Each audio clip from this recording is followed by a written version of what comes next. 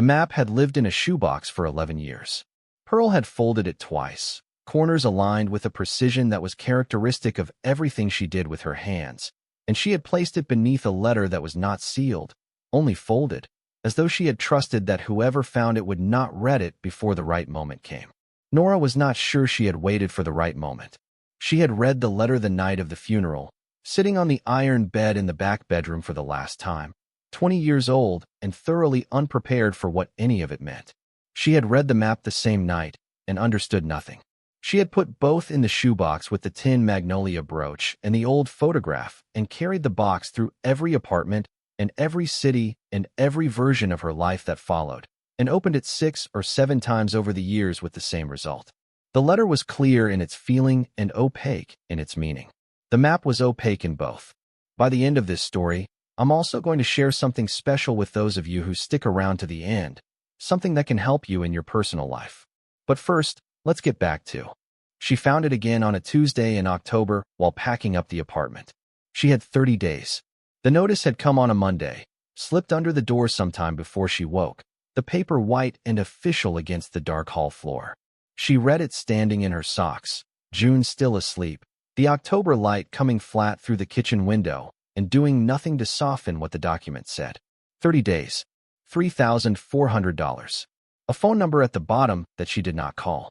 The number belonged to a property management company based in Lexington that owned 14 rental units in the city and operated with an efficiency that was not unkind so much as impersonal. She had spoken with them twice already, in August and again in September, each time explaining her situation, each time being told that payment arrangements could be discussed once the full balance was addressed. The balance had not been addressed.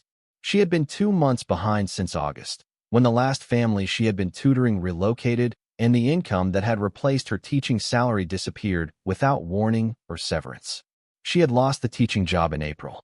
Caldwell County Elementary had cut arts programming district-wide, which was presented at the school board meeting as a difficult but necessary fiscal decision, and Nora's position had been among the first eliminated. 12 years on the faculty, a department she had built from nearly nothing, students whose names she had known from kindergarten through 5th grade, parents who sent cards at the end of each year. The principal had been genuinely sorry. He had said so 3 times and meant it each time, and it had not changed anything. She had been a good teacher. She had the evaluations and the parent letters and the state certification to confirm it. None of those things translated into income when the district did not need an art teacher, and the other districts in the county had their own staff and their own budget problems and were not hiring. She had tutored since May, picking up families through a neighborhood platform, 5 or 6 regulars at $25 an hour, enough to cover rent and groceries and the COBRA payments for the health insurance she had kept because June had asthma and asthma required maintenance. Then July had happened. June's worst episode since early childhood, 2 nights in the hospital, a breathing treatment machine rented and kept in the apartment, a specialist she could not afford and saw anyway, a new controller inhaler that cost $68 a month under the insurance she was paying $412 a month to keep. In September, she had stopped the COBRA. The math had become irreconcilable. In October, the inhaler refill had cost $214 out of pocket, paid in cash because she was already behind on everything else, and the one credit card she still had left had $300 of available limit on it. She had sold the car in September too. A 2014 Civic she had been nursing past its sensible limit, transmission soft, air conditioning long gone. The dealer gave her $2,400 for it. She paid September rent with that money and bought a monthly bus pass and stopped sleeping through the night. June had watched the car go with a 9-year-old's specific dignity, the kind that came from understanding that commenting on hard circumstances made them harder for the person most responsible for managing them. She had asked once, that first week, whether they would be okay. Nora had said yes. June had accepted the yes and not tested it again, which was its own kind of grace and its own kind of wound. She had started turning off lights without being asked, eating less at dinner, claiming she wasn't hungry, and Nora had checked the pantry at midnight and known the lie by what wasn't there. Doing her homework by flashlight in bed rather than keeping the lamp on. 9 years old, and already she had begun adapting her needs to fit within a smaller space, which was a habit Nora had watched her own mother develop throughout her childhood and had promised herself she would never allow a daughter of hers to learn. The cardboard boxes were stacked 3 high along the living room wall when Nora found the shoebox on that Tuesday afternoon, pushed to the far wall under June's bed, its lid slightly askew from the last time she had opened it, its weight specific and familiar when she lifted it. She carried it to the center of the room and sat on the floor. The tin magnolia brooch, tarnished silver. The photograph of a woman she had never identified, standing before an enormous oak with her arms at her sides, photographed with a film camera in good light, the image slightly overexposed in the way of pictures from that era taken outdoors. The letter from Pearl, already opened years ago, the paper worn soft at the creases from having been unfolded many times. And beneath the letter, the map, folded in its precise quarters, heavier than it looked, the paper thick and deliberate, the kind of paper selected to outlast ordinary time. She unfolded it on the floor. Pearl had drawn it in pencil first, that was visible from the impression left in the paper, and then gone back over the final lines in dark ink, committing to them permanently. No street names, no town names, no compass rose, though the orientation was apparent enough once you understood that the map was oriented to something other than cardinal direction, to the land itself, to the way the hollow ran. What there were, a creek rendered as a long wavy line, bending twice before it forked, labeled in Pearl's small careful printing as Singing Branch. A tree drawn with clear specificity, not generically, with the bifurcation of its trunk indicated at roughly its midpoint. A boulder in simple profile, upper surface curved and rounded, labeled Turtle's Back. A rectangle of dotted lines with a small X beside it, which Nora had always read as either a structure or a plot boundary. And in 3 distinct locations, each circled and marked with a hand-drawn asterisk, Pearl had written single words. Roots. Keeping. Bone. She had studied those words at 20 and at 23 and at 26 and again at 30. None of those versions of herself had found a way in. Roots might mean origin, might mean the literal root systems of trees, might mean something else entirely. Keeping implied preservation, something held for someone, something set aside against a future need. Bone meant what remained when everything removable had been taken away, the structural core, the irreducible thing. Or it meant something specific to this land, and to Pearl's private vocabulary that Nora had never had access to. The door opened. June came in, dropped her backpack in the hall with the particular thud of someone who had been waiting all day to set something down, and crossed the room and sat on the floor beside her mother without asking why. They looked at the map together for a moment. "Is that Pearl's map?" June said. "Yes. I've been thinking about it since you showed me when I was 7. Nora looked at her daughter. "What do you mean you've been thinking about it?" "The creek mostly." June pointed to the long wavy line. Singing Branch isn't a made-up name. It's the kind of name that comes from how a place sounds. Water makes that sound when it moves fast and shallow over rock, a variable sound, high and low, like something with pitch. People who hear it every day call it that. It's local language, not a label, which means the creek is real.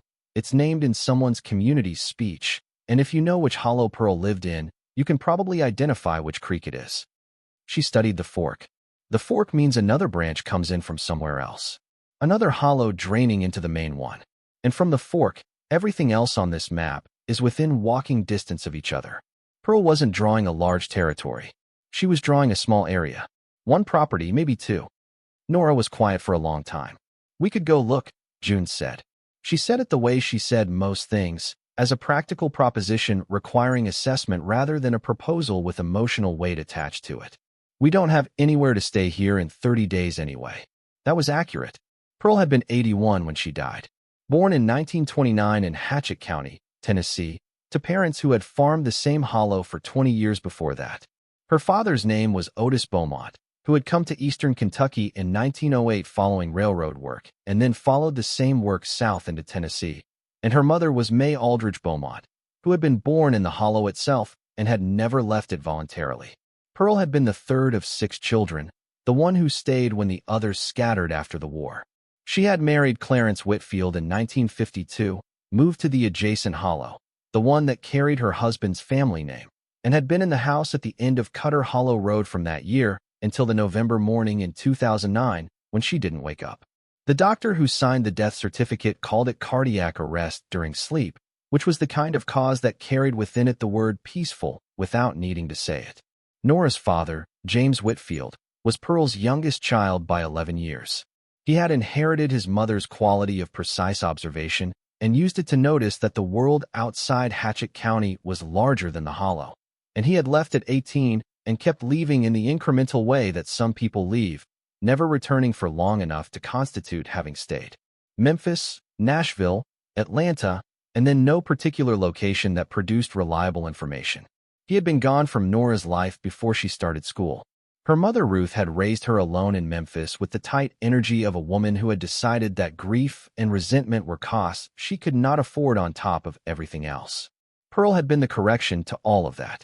Every summer from age 5 to 15, Nora had ridden the Greyhound from Memphis to Harlan, where Pearl would be waiting in the cab of an old blue pickup, smaller than Nora expected her each year, more weathered, smelling of cedar and lanolin and the particular cleanness of someone who washed in water from a spring.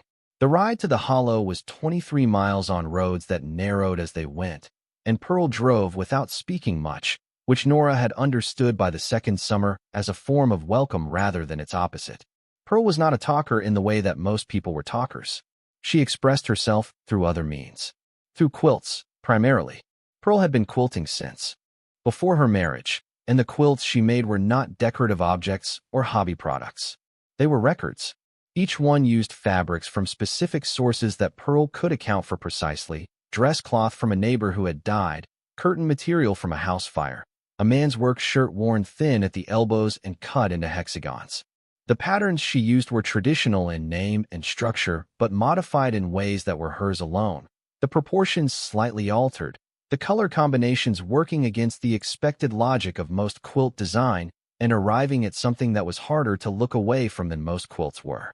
Nora had understood this only partially as a child. She had understood that Pearl's quilts were different without having the vocabulary to say why.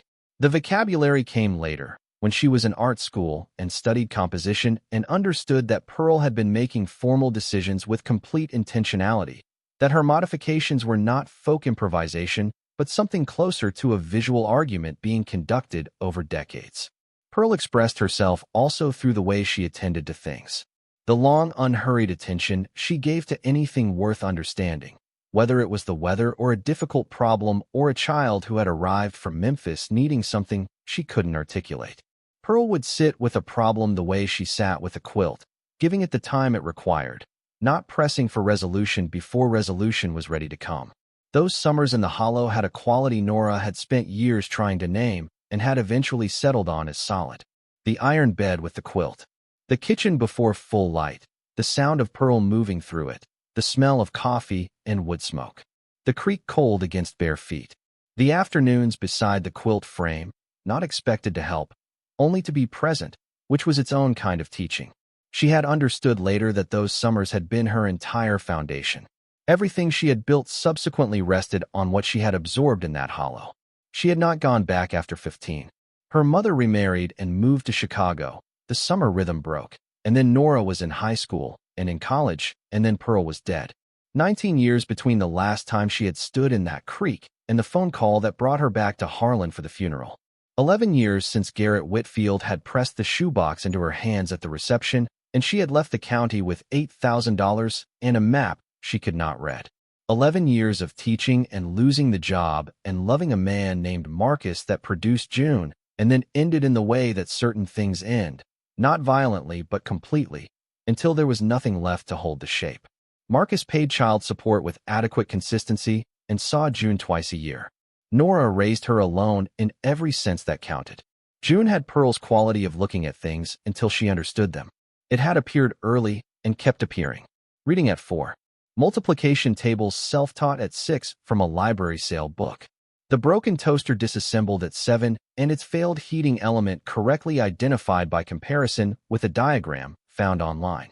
She had her great-grandmother's stillness when she was concentrating, the ability to be entirely in one place at a time without any part of her attention drifting. She had something beyond that as well, something that was her own, a quality of spatial reasoning that showed up in the way she remembered places, The way she made connections between things separated by distance or time. The way she had apparently spent 2 years quietly thinking about the orientation and logic of a map she had seen once for 10 minutes. Nora called Garrett that evening from the kitchen window while June ate dinner. He answered on the third ring, his voice unhurried and flat in the way she remembered it, the Hatchett County accent heavier than her father's had ever been. He said her name the way someone confirms information rather than offers a greeting. She told him she was thinking about coming down to the county, that she wanted to walk the old property, ask some questions about Pearl's estate, try to understand certain things her grandmother had left her. She kept her voice neutral and her request specific. The pause before he responded was a beat too long. What kind of questions? Questions about the land mostly. About what was sold and when. Nora. His voice settled into the flat patience of someone performing calm. That land was settled 11 years ago. The estate was closed. There is nothing to revisit. I'm not looking to revisit anything legally. I want to walk the property if the current owners allow it. And I'd like to know more about the estate appraisal. Specifically about the quilts. Silence. Not long, but specific in its quality. The silence of someone arriving at a decision rather than thinking through information. What about them? How many there were? What they sold for? Who appraised them? They went in the estate sale.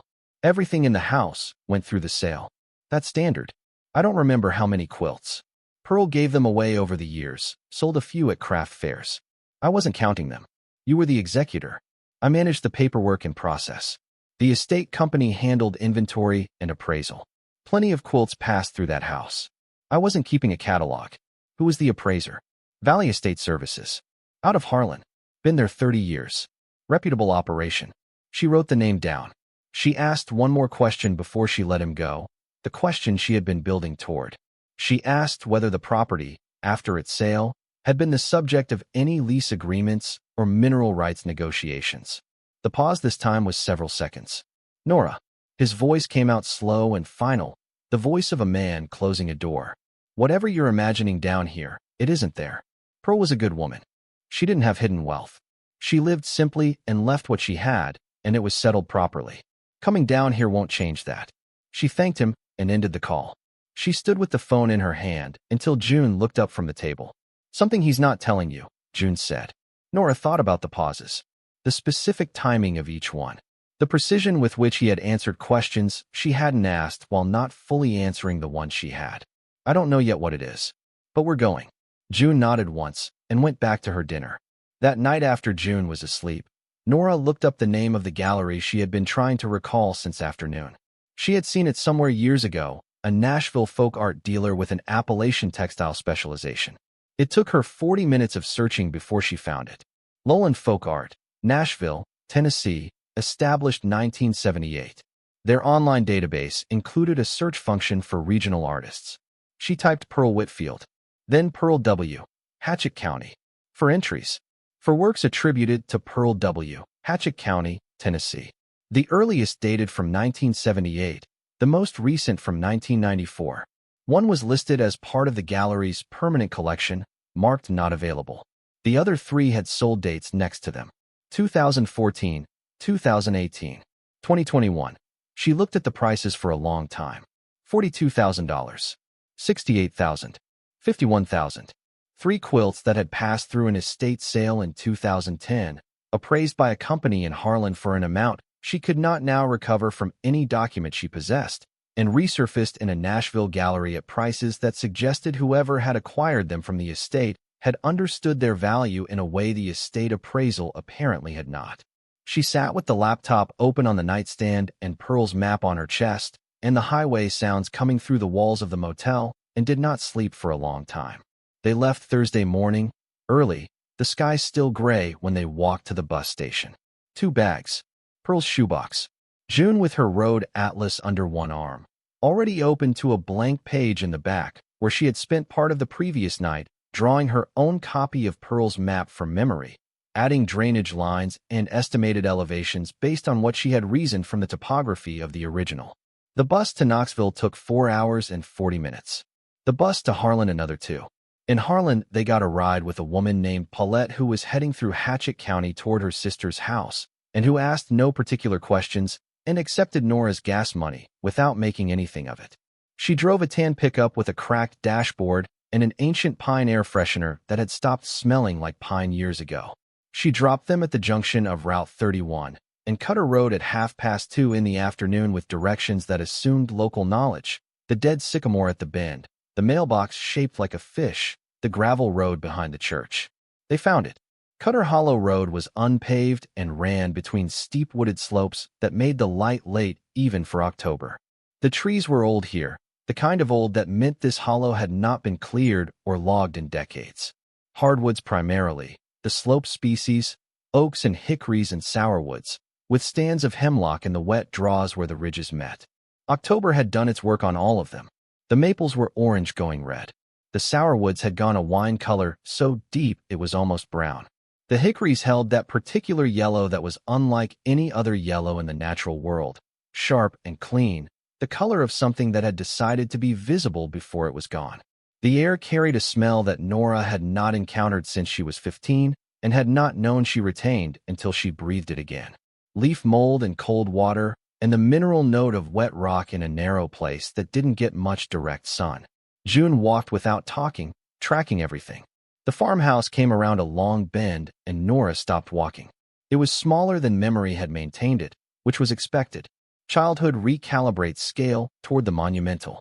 But it was also changed in ways that had nothing to do with scale. The old front porch had been enclosed. The rose bushes that had grown along the fence line were gone. The fence itself replaced with newer aluminum. The kitchen garden, which Pearl had maintained with the same precision she brought to everything, had been covered with a gravel parking pad. The large elm that had shaded the south side of the house was gone, only its stump remaining, clean and weathered. Someone had painted the house white. Pearl had always kept it gray, the gray of old wood, functional rather than decorative. The house was maintained. That was accurate. It was neither neglected nor loved. A woman came out onto the enclosed porch and stood watching them approach with the careful attention of someone deciding whether visitors were welcome or not. Nora called out when she was close enough to be heard clearly. Said her name, said Pearl's name, said she wasn't there about the property, only wanted to walk the land if that was permitted. The woman on the porch relaxed by degrees, came down the steps, held out her hand. Becca called her. My husband and I bought this place in 2013. She was around Nora's age, barn coat and jeans, hair pulled back, with the easy competence of someone accustomed to managing physical work. She looked at June with the assessing look adults gave children when gauging temperament. Did you keep the creek? June said. Becca blinked. Did I keep the creek? We're looking for a creek called Singing Branch, June said, as though this were entirely ordinary. It should be on the property. We were wondering if you'd let us walk to it. Becca looked from June to Nora. There is a creek, she said. Runs along the back of the property, 1/4 mile through the woods. My kids fish in it sometimes. I don't know what it's called. It makes a lot of noise when it rains. She paused. Be back before dark. 5:30 at the latest. There are 2 dogs, but they're in the barn. Nora thanked her, and they walked toward the tree line. The path was barely a path, more a memory of one, marked less by any clearing than by the slight compression of leaves underfoot, where something or someone had moved through repeatedly over years. They pushed through low branches and stepped over roots, the ground rising slightly as they moved away from the cleared land, and after 10 minutes the sound came up through the trees. Nora heard it and stopped walking. It was not like most creek sound, which was uniform and easy to stop hearing. This sound moved. It shifted pitch and rhythm as the current met different formations of rock, high and chattering in the fast sections, lower and more resonant in the pools, and beneath both registers a third sound that was neither, a kind of sustained undertone that held the whole together. She understood immediately why someone had called it that. The word singing was not metaphor. It was observation. June was already at the bank. The creek was 20 feet at its widest, shallow over rock in the upper stretch, clear enough to see the bottom in detail, the stones below varying from gray quartzite to dark flint to pale formations she couldn't name. On either bank the root systems of sycamores and hemlocks reached over the edge and into the water, and the light through the canopy in late afternoon made patterns on the surface that changed as she watched, the whole of it in constant motion. June stood at the edge, checked her hand-drawn map, and pointed downstream without hesitation. Forks that way. She said it with the confidence of someone confirming something they had already worked out. They followed the bank downstream, moving through root systems and over the stones exposed by low October water, the light going amber as the afternoon moved into its later stages. The ridge shadows had already reached the hollow floor in the lower section, the cold arriving with the shade.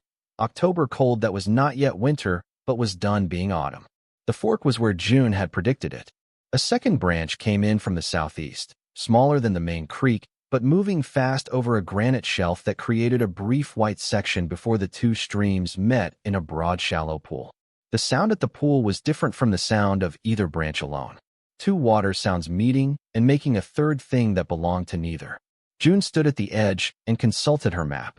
Pearl marked the secondary branch. She said, "The Turtle Rock is up that way, not on the main creek." Nora checked Pearl's original map. The turtle's back marker was on the smaller branch, in the position June was indicating. The light was going fast. The ridge to the west had taken the sun 10 minutes ago, and the hollow was settling into the blue-gray of early evening. Becca Calder had said 5:30. "Tomorrow," Nora said. June looked at the secondary branch running away into the dimming woods. She was memorizing it the way she memorized things, with her whole face, all her attention at once. "Tomorrow," she agreed.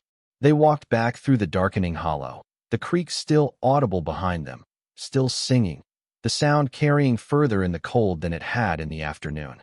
Becca Calder was on the porch with a flashlight and waved them through with a nod that said she was relieved they'd made it back when they said they would. That night in the motel on Route 31, Nora lay awake with the map on her chest and the numbers from the gallery website moving through her mind. 42,000, 68,000, 51,000. 3 quilts that Pearl had made with her hands, that had sat in the farmhouse along with every other quilt Pearl had ever made, that had gone through an estate sale with a local appraisal and then resurfaced in Nashville at prices that told a story the estate appraisal apparently had not. Pearl had made quilts for 60 years. She had been meticulous about it, intentional in the way she was intentional about everything. She had not been making objects for sale. She had been making records, building a body of work the way an artist builds a body of work. Each piece in conversation with the ones before it, the accumulation the point. Nora had 3 of those quilts in her possession, given directly, not through the estate. 3. She had always assumed the rest had been scattered through the estate sale to whoever had bought old textiles at rural estate sales for $20 or $30 apiece, the way such things were sold. But 4 of them had ended up in a folk art gallery in Nashville, and someone had acquired them cheaply enough that reselling them at $42 and $68 and $51,000 made financial sense. She thought about the pauses in Garrett's voice, the specific cadence of a man who was answering questions he was prepared for while hoping certain other questions would not come. She thought about Pearl's letter. "I trust you to do what I could not." Pearl at 80, eyesight failing, signing a power of attorney over to a nephew she may not have fully trusted but had no other practical option for. Pearl, who had spent her life being precise about where things were placed and why, whose entire way of moving through the world was premised on the idea that order preserved what chaos erased.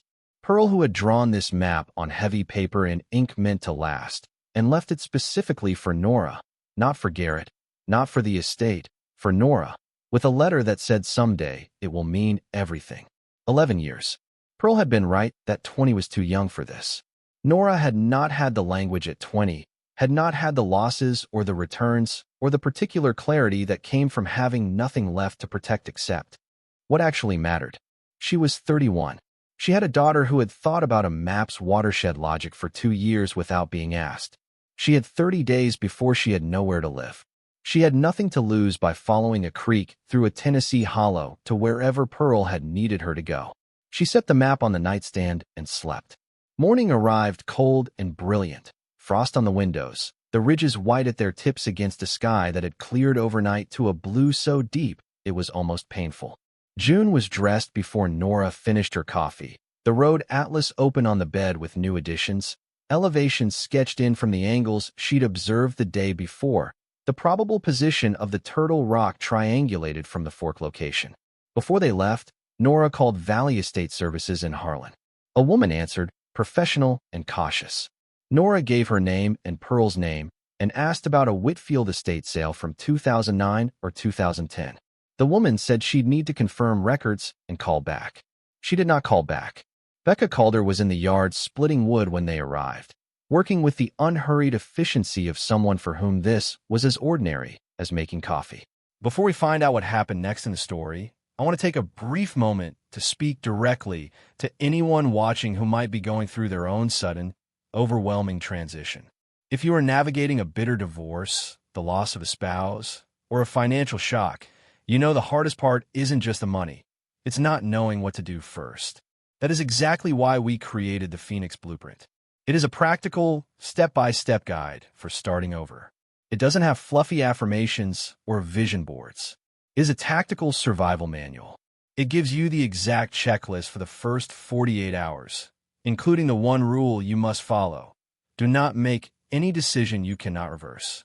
It includes the Found Money worksheet, showing you exactly how to check state databases because 1 in 7 Americans actually has unclaimed money waiting for them right now. It even gives you word-for-word boundary scripts to use when family members pressure you for money or try to make decisions for you. You can get the entire guide right now for just $17. If you're watching on your TV, just pull out your phone, open your camera, and scan the QR code on the screen right now. If you're on a computer or phone, click the top link in the description. You don't have to figure this out alone. Now, let's get back to the story. She pointed them toward the tree line with her chin, and they went. They found the creek and the fork and turned without hesitation onto the secondary branch, June a step ahead. The branch was narrower than the main creek, moving faster, the water higher in the channel from recent rain. They walked the bank for 600 yards, pushing through the low brush that had reclaimed the space where no one walked regularly, until June stopped. The Turtle Rock was larger than the map had suggested. A single boulder, half in the water and half out, its upper surface worn smooth over time into a shape that needed no interpretation. Broad at the back, rounded, narrowing toward one end, the whole form unmistakably that of a turtle with its head drawn in. From any slight elevation the shape was obvious. June climbed it, stood on its surface, and looked downstream. Then she pointed to the bank below. There, a section of bank where the roots of an old sycamore had partially washed out, the soil undermined over years by flooding, creating a dark recess behind the curtain of exposed root. Not remarkable from any distance. It looked like 100 other sections of eroded creek bank. But Pearl had marked this location with the word bone. And bone meant what remained. The irreducible thing. The thing that could not be dissolved by time or water or the decisions of other people. Nora climbed down the bank, and June was ahead of her already, crouching at the base of the root curtain with her small flashlight, pointing the beam into the dark space behind the roots. The light hit something. Not soil. Not root. Something with a surface that caught and held the light differently. Something with the dull flat sheen of old metal that had been protected from moisture by deliberate means. Nora knelt beside her daughter in the wet clay at the edge of the creek. June held the light steady. Nora reached past the roots with both hands, feeling through the cold and the damp into the space behind, and her fingers found an edge. Smooth. Deliberate. The corner of something that had been made by hands and placed by hands and left in this specific place with the specific intention that someone would come looking. She found the handle on the second pass. Solid, rusted at the joints but intact, the grip still true. She got her hands around it and pulled. The metal box came out of the soil slowly, reluctant after years in the ground, releasing with a low sucking sound. It was roughly the size of a small suitcase, rectangular, made from a heavier gauge metal than most containers of its era, sealed at the lid with a mechanism she did not immediately recognize. Old. Not Depression era, but close. 50s, maybe, the kind of metalwork that was built to outlast the person who built it. June brought the flashlight close. They both looked at the lid. In the center, someone had scratched 4 words into the metal with a sharp implement, pressed deep enough to be legible after whatever years this had been in the ground. The letters were uneven, done quickly or done in difficult conditions, but clear. For whoever finally comes. Nora sat back on her heels in the cold mud at the edge of Singing Branch and looked at those words for a long time. The creek moved past below her, still making its variable sound, still singing. The ridges above were going gold in the morning light. Somewhere up the hollow a woodpecker was working at a dead tree, the sound carrying down through the still air in an even rhythm. for whoever finally comes. Pearl had lived her whole adult life within 3 miles of this spot. She had walked this bank every season for 60 years, had known this creek the way you know the inside of a room you have lived in for decades, had known exactly where this rock sat, and exactly where the roots of this sycamore reached into the bank, and exactly what was hidden in the dark space behind them. She had not come for it. Or she had come for it, and decided to leave it where it was. Or someone had put it there, and she had known what it was, and kept the knowledge and passed it on in the only form she could, in a map she left for the one person she believed would eventually understand it. I trust you to do what I could not. June looked at her mother. Her face was steady, the same steadiness she had when she was working through something, all her attention collected in one place. Can we open it? She said. Not yet, Nora said. Not here. She looked at the box in her hands, the weight of it, the years in it. We take it somewhere dry, and we look at it properly. June nodded once. She turned off the flashlight and stood up and looked at the creek and then at the ridge and then at her mother with an expression that was hard to read and was probably some mixture of wonder and the particular calm that descended on her when something she had thought about for a long time finally resolved into a tangible fact. Let's go, she said. They carried it out of the hollow together, Nora with the box and June with the flashlight and the road atlas, the creek still singing behind them as they walked, the October morning opening above the ridges, the hollow filling slowly with light. They did not open the box at the creek. Nora had said somewhere dry, somewhere they could look at things properly, and she had meant it, though the restraint required to carry the box the entire walk back through the hollow and the 20-minute drive to the motel on Route 31 was a specific kind of effort she would not have predicted she was capable of on an ordinary day. But this was not an ordinary day. The box was heavy in her arms the way things are heavy when their weight is not entirely physical, and she carried it with both hands, not swinging it, not shifting it, treating it with the same deliberate care you would give something that had been waiting a long time and deserved not to be rushed at the end of the wait. June carried the road atlas and the flashlight and said nothing on the walk out or on the drive.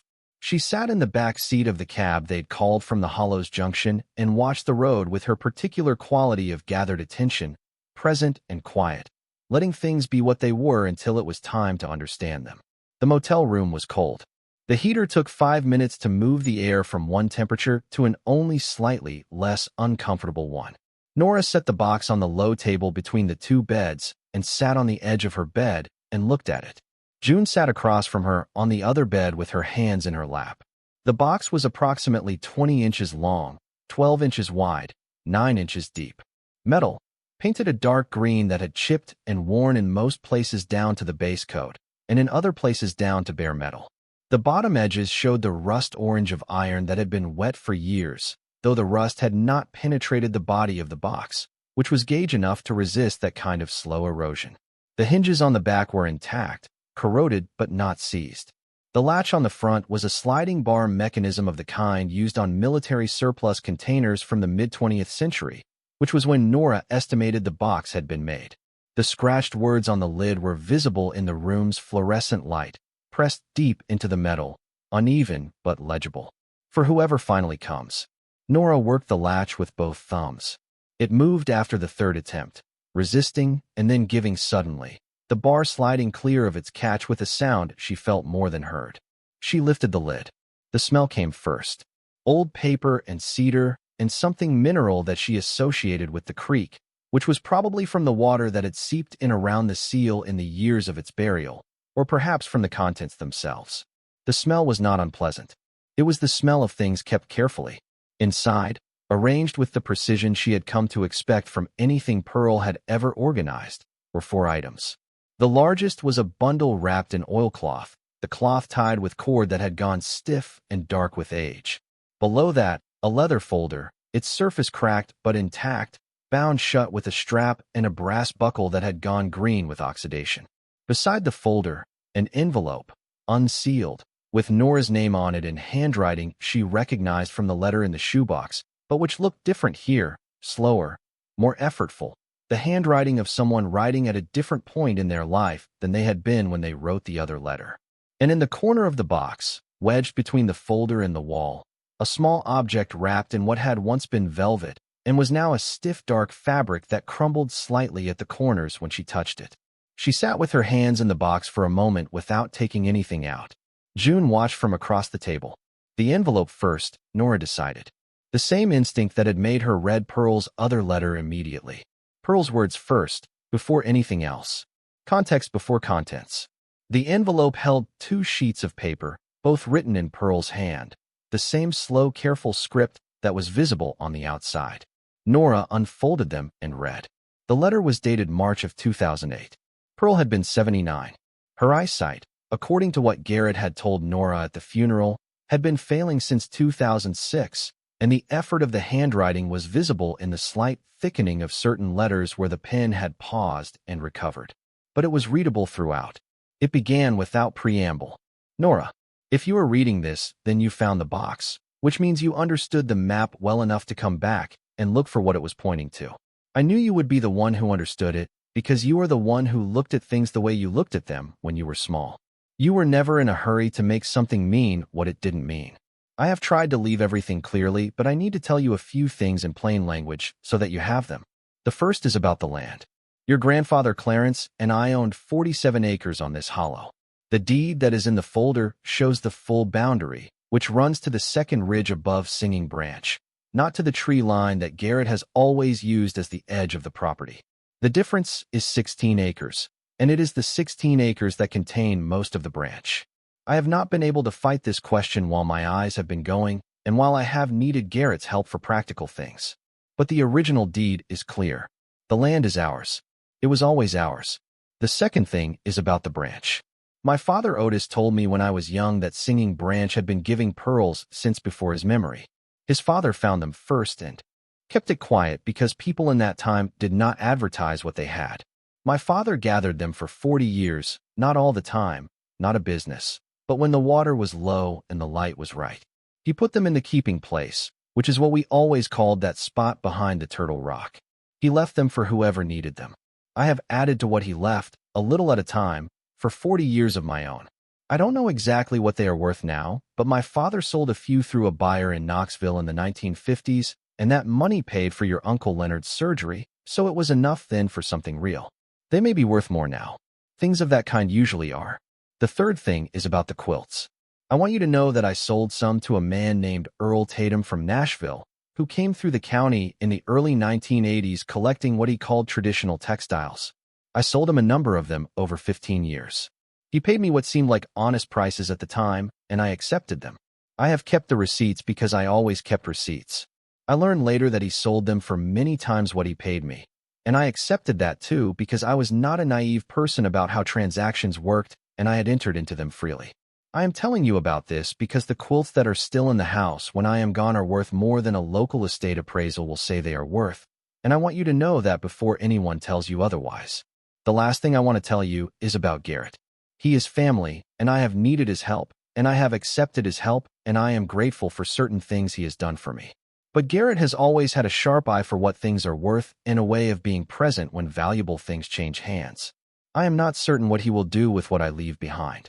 I have tried to leave the most important things where he will not find them. But I cannot predict what a person will do when they believe they are unobserved, and I have lived too long to be naive about that either. I am trusting you with this. I am trusting you with all of it. You were always the one who looked. With all my love, Pearl. Nora finished reading and sat with the pages in her hands. The room was warmer now. The heater was working. June had not moved from her position across the table, and she did not speak when Nora looked up, only waited. Nora set the letter aside and reached for the oilcloth bundle. It was heavier than it looked. She untied the cord carefully, the knot stiff and resistant after however many years it had been tied, and unwrapped the oilcloth in layers until the inner wrapping revealed itself as a thick piece of canvas, and inside the canvas was a piece of chamois leather, and inside the chamois leather was a glass jar with a zinc lid of the kind used for home canning. The lid had been sealed with a thick bead of wax at the seam. She set the jar on the table, and they both looked at it. The contents were not immediately obvious in the motel's overhead light. Nora held it up toward the bedside lamp and turned it, and the light shifted through the glass and caught the interior, and she saw them. Pearls. Not a few. Not a handful. The jar was 2/3 full of them, small and large, and every size between, some nearly round, most irregular in the way of natural freshwater pearls. Baroque was the word for that shape, each one distinct. The color varied. Most were a warm cream or a pale ivory, but a significant number held a pinkish tint that was not pink exactly, but was not quite white either, a color that lived in the space between those two descriptions, and a few at the bottom of the jar were larger and darker, almost copper-toned, and caught the light with a depth that the smaller ones didn't have. June slid off the bed and came to stand beside her mother and looked at the jar in silence for a long moment. "How many?" she said finally. Nora turned the jar slowly. The pearls shifted and resettled. "Hundreds," she said. "More than 300, I think. Maybe 400. From the creek," June said. "From Singing Branch. Her father's and hers combined. 40 years of his, 40 years of hers." June touched the glass with one finger. "Can Tennessee creeks actually produce pearls worth real money?" Nora had the answer already from the night before, from the 2 hours she had spent reading after the gallery search had kept her awake. Tennessee was one of the historic sources of American freshwater pearls. The Tennessee River and its tributaries had produced pearls commercially from the mid-19th century through the mid-20th, and the shells from those rivers had seeded pearl farms globally after the natural harvest became restricted. Collectors and dealers still sought natural Tennessee pearls specifically for their luster characteristics. The finest examples, large near-round specimens with strong nacre and the distinctive pinkish overtone, sold at auction for prices that were not costume jewelry prices. She set the jar on the table between them. The leather folder was next. She worked the brass buckle free and opened it on the table and spread the contents.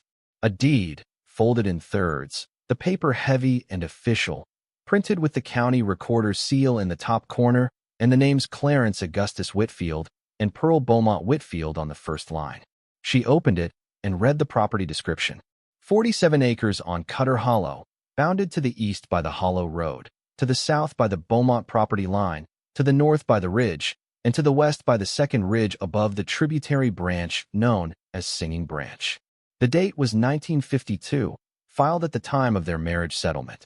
The boundary description was explicit. The second ridge above the tributary, 16 acres beyond the tree line that Garrett had used as the practical boundary of the estate. Below the deed, a surveyor's map from 1948, predating the deed by 4 years, showing the full Beaumont parcel with boundaries marked at a precision that professional surveyors of that era achieved with chains and transits, every corner and bearing recorded. The property shown on the map was consistent with the deed description. 47 acres. The second ridge, the tributary included. Below the surveyor's map, 5 receipts on the letterhead of Earl Tatum, Textiles and Folk Arts, Nashville, Tennessee. Dated 1982, 1985, 1988, 1993, 1997. Each receipt documented quilts purchased from Pearl Whitfield of Hatchett County. The quantities ranged from 2 to 6 quilts per transaction. The prices paid ranged from $350 to $1,100 per quilt. Pearl had accepted these prices and Tatum had recorded them with the scrupulous notation of someone who understood the importance of documentation. At the bottom of the 1997 receipt, in different handwriting that Nora did not recognize, someone had written in pencil the words "held for gallery consignment," which was information Pearl had apparently not been given at the time of sale. Below the receipts, a handwritten document that was not a letter and was not a receipt. It was a list, in Pearl's handwriting, undated, of quilt names and the year each was made. 43 entries. At the top of the list, she had written, "These are the ones I made that I still have." Beside 8 entries on the list, she had made a small check mark. Those 8 were the ones she had sold to Tatum. The remaining 35 names had no marks beside them, which meant that at the time Pearl wrote this list, those 35 quilts were still in the house. 35 quilts, made over 60 years by a woman whose work was now selling at auction for $50,000 apiece. Nora sat back in her chair and looked at the ceiling. June picked up the receipts and read each one carefully. She set them down and reached for the last item in the folder, a single sheet of paper folded in half, which Nora had not yet examined. She opened it and read it and then held it out to her mother without saying anything. It was a lease agreement, dated September 2011, between Garrett Whitfield, identified in the document as authorized agent for the Whitfield estate, party of the first part, and Appalachian Resources LLC, party of the second part. The subject of the lease was mineral exploration rights on 16 acres of real property adjacent to the Whitfield parcel sold in 2010, described with coordinates that Nora recognized from the deed she had just read as the 16 acres above the tree line, the acres that should have been part of the estate and were not. The annual lease payment was $14,400. The term was 10 years, renewable by mutual agreement. The signing date was September 2011, 1 year after the estate had been officially closed. $14,400 per year, for 10 years, paid to Garrett Whitfield as authorized agent for an estate that had been closed. For land that was not listed in the estate. For mineral rights on property that the deeds sitting on this table showed belonged to Pearl and Clarence Whitfield and their heirs. June sat on the edge of the table and looked at the document and then at her mother. He's been collecting money from that land since 2011, she said. Every year. From a company that's using it for mineral exploration. And the land wasn't in the estate. Nora looked at the lease and the deed side by side on the table. The boundary descriptions in both documents used the same coordinates. They were describing the same 16 acres. The lease agreement described it as adjacent to the sold parcel. The deed described it as part of the original 47 acres. The 16 acres had been excluded from the estate sale, kept off the documents, and then immediately leased for mineral exploration rights at a price that over 10 years totaled $144,000. She thought about Garrett's voice on the phone 2 days ago. Whatever you're imagining down here, it isn't there. The velvet-wrapped object in the corner of the box was the last thing she hadn't looked at. She reached for it and unwrapped it carefully, the velvet crumbling further at her touch. Inside was a small notebook, the size that fitted in a coat pocket, its cover made from the same dark leather as the folder.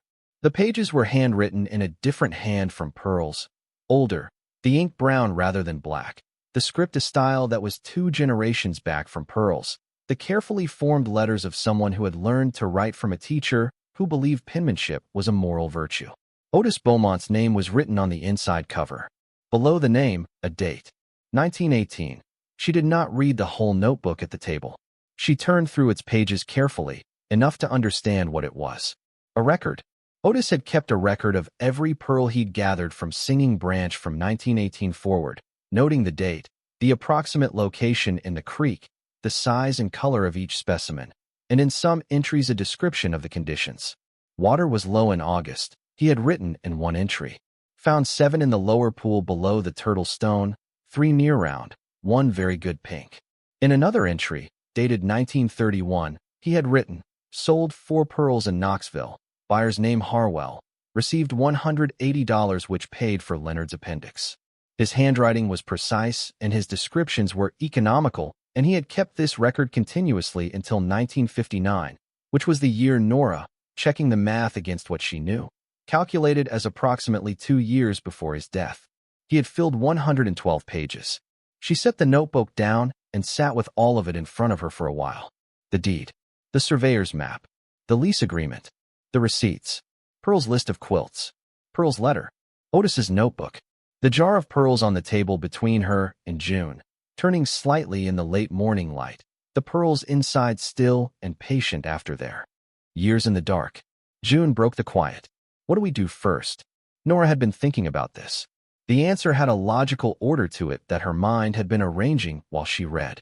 An attorney, she said. Someone who handles estate disputes and property claims.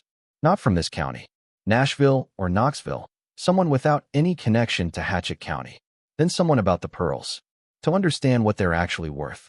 And the quilts. We need to know how many are still somewhere that can be found. June nodded. She was already reaching for her road atlas, opening it to the blank pages where she had been keeping her notes. She wrote attorney, pearls, quilts in a column, and then sat looking at the list with her pencil held loosely. How much do you think is there? She said. If everything is what the papers say it is. Nora looked at the jar and the documents and thought about the numbers she'd read the night before, and about the lease payments over 10 years, and about 35 quilts at prices that started at $40,000 and went higher. Enough to change things, she said. A lot of things. She called Lowland Folk Art in Nashville first, because she had already made contact, and because the gallery's database had confirmed 4 quilts with Pearl's attribution. This time she asked to speak with the director. After a wait of several minutes, a man came on the line, his voice carrying the careful professional warmth of someone who dealt daily in the intersection of art and money and knew how to manage both. His name was Garrett Mallory, which produced an internal reflex she pushed past. She told him her name and that she was Pearl Whitfield's granddaughter and that she had documentation connecting her grandmother to quilts in his gallery's collection. She said she had come across Pearl's original list of works made and still in her possession at the time of her death, and she wanted to understand what had happened to them after the estate sale in 2010. The pause on his end was attentive rather than evasive. Pearl Whitfield, he said, as though testing the name against something. From Hatchett County, the woman who sold through Tatum in the 80s and 90s. Yes, we acquired 4 of her works through a private collector in 2013. We've been trying to establish a proper provenance record for her body of work for several years. Do you have documentation from her directly? Nora told him about the receipts. About Pearl's list. He became more careful, his voice slowing into the register of someone who understood that the conversation had moved into territory requiring precision. Miss Whitfield, he said, I want to be straightforward with you. The 4 works we have in our collection and records represent a very small portion of what Pearl produced. We have reason to believe her full output was significantly larger. If you have documentation identifying specific works and their current whereabouts, that is information we would treat very seriously. Pearl's work has been gaining considerable attention in the last several years. The prices at auction reflect that. But without proper provenance documentation, works can be contested or misattributed. He asked whether she would be willing to come to Nashville at her convenience to discuss it further. She told him she was currently in Hatchett County and would be in touch. He gave her his direct number and said to call any time. She found a number for a Knoxville attorney through the Tennessee Bar Association's referral service, a woman named Cecile Okafor who specialized in estate disputes and property inheritance claims. She left a detailed message explaining the situation in broad terms: a closed estate, a deed discrepancy, a lease agreement on property that should have been part of the estate, signed by the estate executor after the estate was closed. Cecile Okafor called back within the hour. She listened to Nora's summary with the focused attention of someone who was simultaneously assessing the legal and the factual, asking clarifying questions at specific points. The questions were sharp and precise, asking after specific dates, specific documents, the name of the estate company, the details of the power of attorney. At the end of the summary, she was quiet for a moment. You have the original deed in hand right now. Yes. And the lease agreement. Yes. And Pearl Whitfield's letter describing the situation, dated 2008, before her death. Yes. Then what you have, in preliminary terms, is evidence of a potential breach of fiduciary duty by the estate executor, possible concealment of estate assets, and ongoing financial benefit from those assets without disclosure to the beneficiaries. Those are serious matters. They don't become actionable without investigation, but what you've described is enough to begin one. She asked Nora to photograph every document and send the photos to her office email. She explained that she would need a retainer to proceed formally, but that she could give a preliminary assessment within a few days of reviewing the documents. She also recommended Nora not discuss the contents of the box with anyone in Hatchett County until they had spoken again. That includes Mr. Whitfield, she said. Nora said she understood. After the call, she photographed every document on the table against the white surface of the motel bed, using her phone's camera in the brightest light she could find, checking each image for legibility before moving to the next. June held the documents flat while she photographed them and passed each one back with her usual focused economy of movement. When they were done, Nora sent the photographs to Cecile Okafor's address and set her phone on the nightstand. It was 2 in the afternoon. She had not eaten since the gas station coffee that morning, and neither had June, though June had not mentioned it. Nora noticed the hunger now that the adrenaline of the morning had settled into something closer to a sustained alertness. She counted the money in her bag. She had $43. She bought sandwiches from the gas station down the road, and they ate on the motel beds with the documents spread on the table between them, and the jar of pearls still sitting where she had placed it that morning, turning slightly in the light from the window. June ate half her sandwich and set it down and looked at the jar. Grandma Pearl spent 40 years putting those in there, she said. Her dad spent 40 years before that. Nora looked at the jar. They didn't take them out and spend them or sell them, June said. They kept adding to them. That's what the keeping place meant. It wasn't just a hiding place. It was a place where things accumulated, where things were added to over time. Nora had been thinking about the same quality of the discovery, the accumulation. 2 people, 3 if you counted Otis's father who had found the first ones, across 4 generations of a family in a hollow, gathering something of value from a creek and adding it quietly to a jar in a hidden place and not spending it. Not because they didn't have needs. Pearl's father had sold 4 pearls to pay for surgery and considered that a reasonable use of them, but because they were building something, leaving something, for whoever finally came.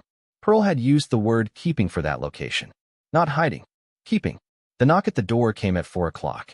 It was not the knock of the motel management or a neighboring guest. It was the specific firm knock of someone who knew they were expected to be there and intended that expectation to land with weight. Nora looked through the peephole. Garrett Whitfield was not a large man, but he occupied space in a way that larger men sometimes didn't. He was 63, lean, wearing a canvas work coat and a hat he held in one hand. And he was looking directly at the peephole with an expression that was not angry and was not friendly and was something more specific than either. Nora let the chain on and opened the door the 3 inches it allowed. Garrett. He looked at her through the gap without embarrassment. I heard you'd been out at the Calder place. Becca mentioned she'd let someone walk the back property. Figured it was you. The fact that Becca Calder had mentioned it was not alarming exactly. Small places had small information networks. That was simply true, and there was no particular reason for Becca to treat their visit as a secret. But Garrett had come to the motel directly after hearing about it, which meant the information had moved quickly and he had moved on it immediately. Is there something you need, Garrett? His eyes moved to the room behind her, what he could see through the 3-inch gap. The table. June sitting at it, watching. He looked at the table for a moment longer than was casual. Found anything interesting out there, he said. No, Nora said. We walked the creek. June wanted to see where Pearl grew up.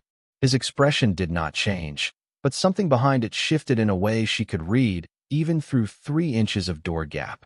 He knew or suspected she was lying. He had come specifically to see her face when she answered the question. You should know, he said, that you don't have any legal standing regarding that property. The estate was settled. You can walk on it if Becca allows it, but anything you find out there belongs to whoever owns the land. Nora kept her voice level. It was an interesting thing to say about a walk along a creek. Something flickered in his expression. He put his hat back on and adjusted the brim. Just being clear, he said, so there's no confusion later. He left. She closed the door and stood with her hand flat against it and listened to his footsteps on the gravel path outside until they were gone. June spoke from the table. He knows we found something. He suspects it, Nora said. Same thing, June said. She said it the same way she had said it 2 days ago about Garrett lying, with her great-grandmother's quality of making accurate observations without decoration. Nora took the box from the table and put it and all the documents into her bag. She set the bag on the floor between the beds where she would feel it if anyone reached for it in the dark. She called Cecile Okafor's office and left a message saying that the estate executor had come to her motel and made a comment about legal standing that suggested he was aware she had been looking at the property. She did not sleep well that night. Not from fear exactly. From the quality of alertness that came from knowing that the situation had stopped being abstract and had become specific and timed. In the morning, Cecile Okafor called before 9. She had reviewed the photographs. Her assessment was careful and specific, structured as a series of observations rather than conclusions, which was the attorney's caution speaking, but the observations pointed in one direction. The deed discrepancy was real. The 1952 deed showed 47 acres. The estate sale documents showed 31. 16 acres had been excluded, and the mechanism of that exclusion was not apparent from the documents she had seen, which meant it required explanation. The lease agreement was more immediately significant. If Garrett Whitfield had entered into a lease agreement in 2011 as authorized agent for an estate that had been officially closed in 2010, and if the leased property was shown in the original deed as part of the estate's assets, then there was a reasonable basis for a claim of fraud on the estate and unjust enrichment, at minimum. The annual payments over 10 years represented a significant sum that should have been disclosed to the beneficiaries of the estate, of which Nora was one. As for Pearl's letter describing her suspicions, Cecile said, that was not direct evidence of wrongdoing, but it established Pearl's state of mind and her knowledge of the property boundaries, which could be relevant in establishing that the discrepancy was not an oversight. I want to be clear with you, Cecile said. This will not be simple. Garrett Whitfield has had 11 years on this situation. He has relationships in the county. The estate was closed by a local court, and reopening it will face resistance. But the documentation you have found is the kind of documentation that makes difficult cases possible. She asked about the pearls. Nora described the jar and its contents. Cecile was quiet for a moment. Tennessee freshwater pearls can carry significant value, she said carefully. But their appraisal is specialized. I can give you a name if you want it. The name was a gemologist in Knoxville named Philip Strand who specialized in natural American freshwater pearls and had served as an expert witness in several estate and insurance cases involving them. Nora wrote the number down. She called him from the motel room, June listening from her bed.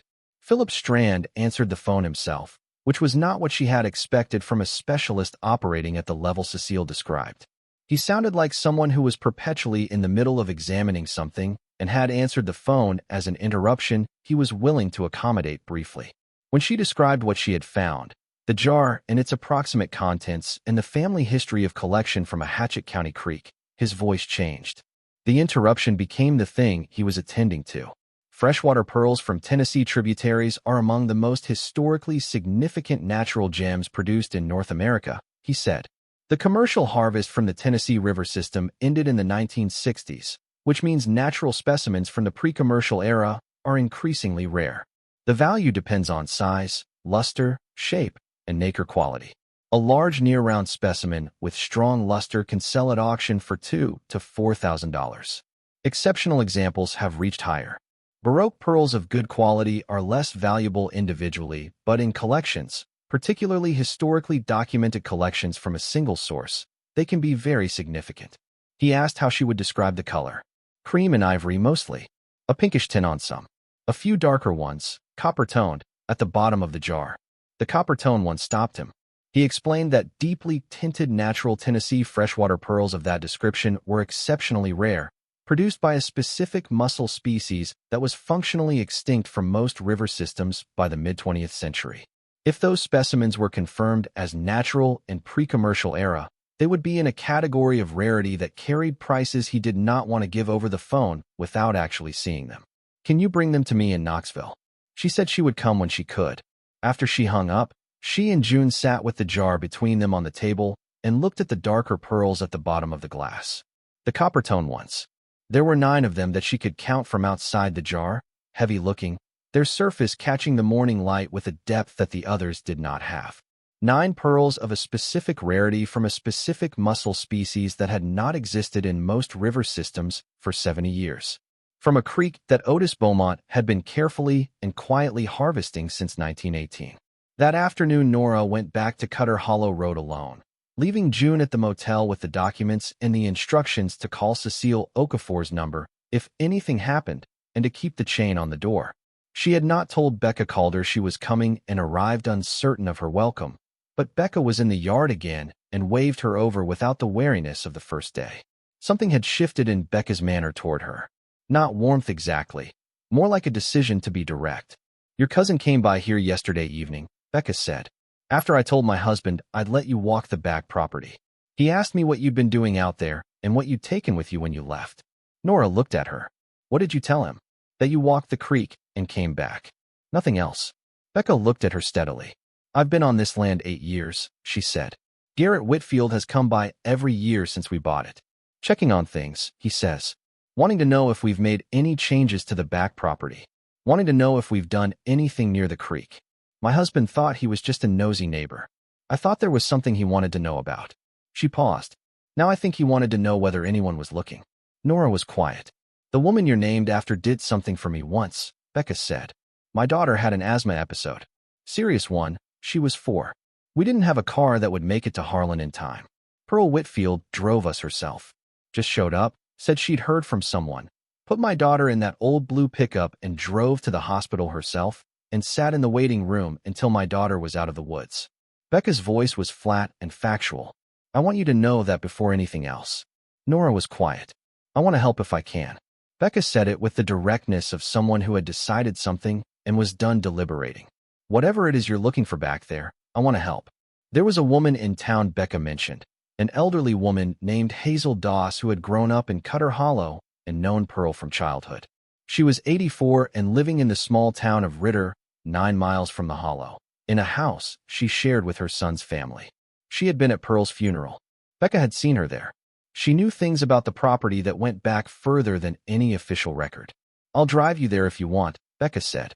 Hazel Doss was 84 and moved slowly through her son's kitchen with the careful deliberateness of someone who had decided long ago not to rush anything, which was different from being unable to move quickly. She had Pearl's quality of precise attention.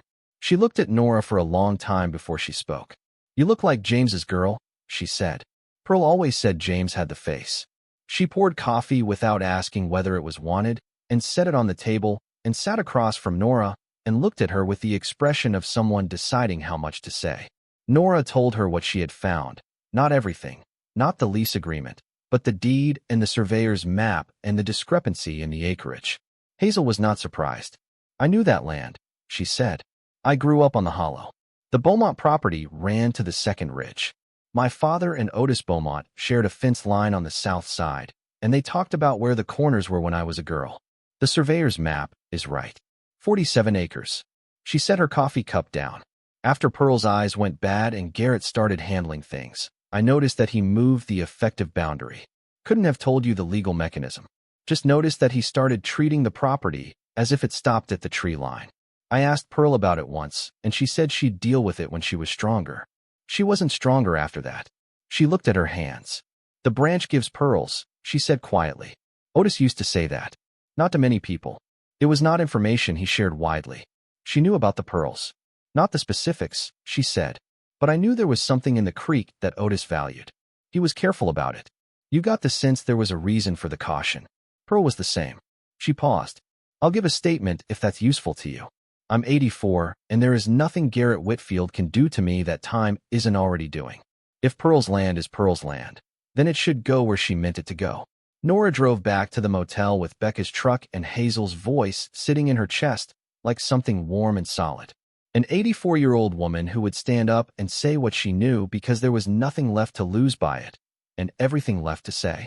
June was at the table when she got back, the road atlas open, her notebook beside it. She had been working. She looked up when Nora came in with the expression she had when she had found something. I've been reading the lease agreement more carefully, she said. The company is Appalachian Resources, LLC. I found them online. She pointed at the motel's small desk where she had been using the spotty Wi-Fi. They're a mineral exploration company. Filed in 2010. They do survey work for natural gas and also for mineral deposits. She paused. In 2015, they filed a survey report with the Tennessee Geological Survey. For Hatchett County. I found a summary of it online. She looked at her mother. Mom. The report identified a significant Tennessee River freshwater mussel habitat on a tributary in Cutter Hollow consistent with late 19th century shell middens. Nora looked at her. Shell middens, June said. That's what they called the places where people were harvesting mussels. The mussels that made the pearls. The report said the tributary had one of the most intact examples of natural mussel habitat remaining in eastern Tennessee. Nora sat down. They were surveying the land for the mussels, June said. Not for gas. The mineral rights lease is for mussel bed access. The 16 acres by the branch. The ones in the deed that weren't in the estate. She folded her hands on the table. Garrett knew what was in that creek.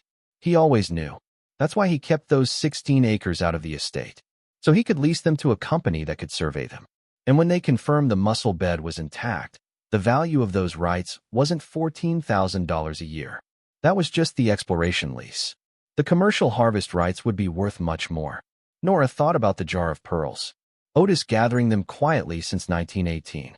Pearl adding to them through her adult life.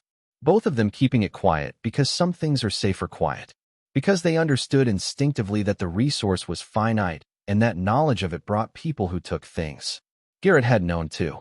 Garrett with his sharp eye for what things are worth and his way of being present when valuable things changed hands.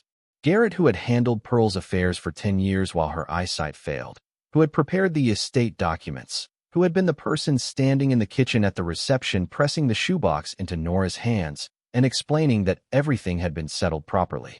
She called Cecile Okafor's number. Cecile listened to the information about the muscle bed survey report without interrupting. When Nora finished, Cecile's voice was quieter than it had been in previous conversations, the quiet of someone absorbing information that changed the scale of what they were working on. That changes the scope significantly, she said. If the lease on those 16 acres was entered into knowing the muscle bed's value, and if those acres were excluded from the estate deliberately to enable that lease, then you're not looking at an accounting error. You're looking at a deliberate scheme to defraud the estate of a material asset. The question of damages would be calculated not just on the lease payments made, but on the fair market value of what was withheld. If the muscle bed on those acres is what this survey report suggests it is, that calculation could be very large. How large? Nora said. Cecile was careful.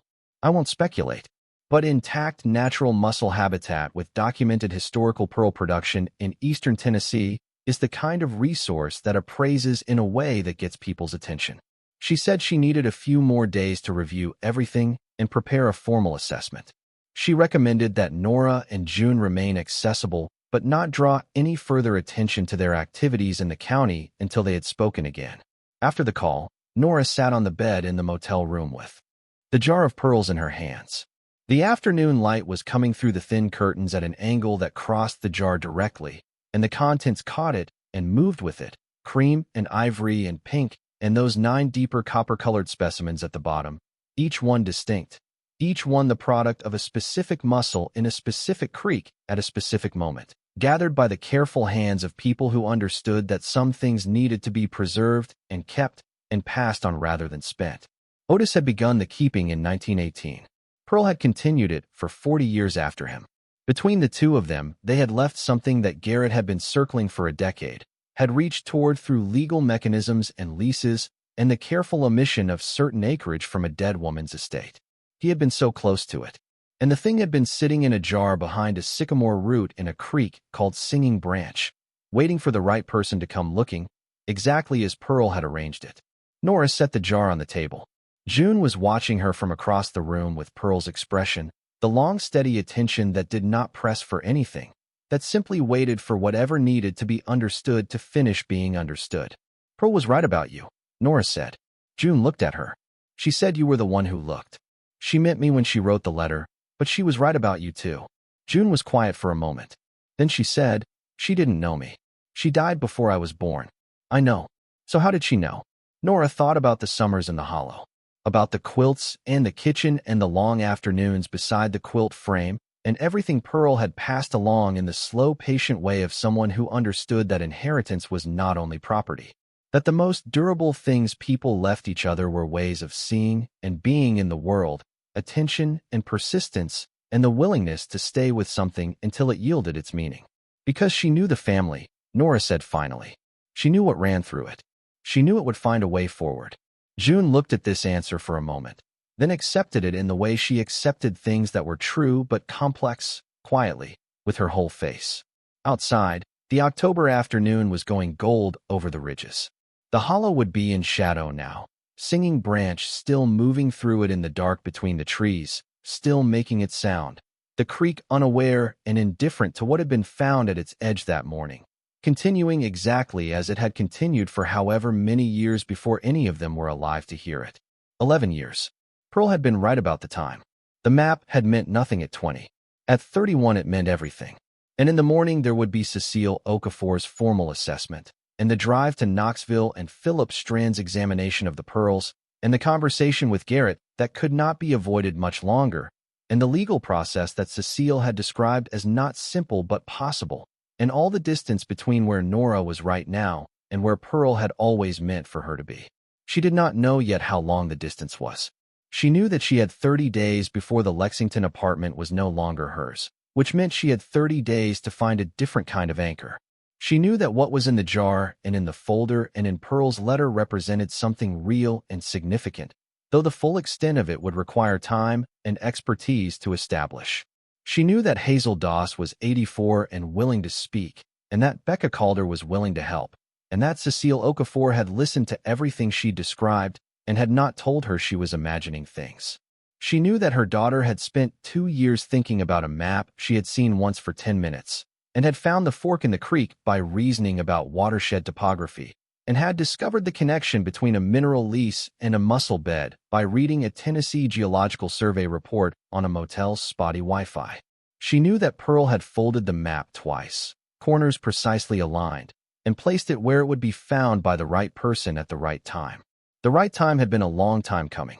She picked up her phone and called Cecile Okafor's number and left a message asking about the timeline for a formal complaint to the Tennessee Estate Court. Then she set her phone down and looked at the jar and at her daughter and at the documents spread between them.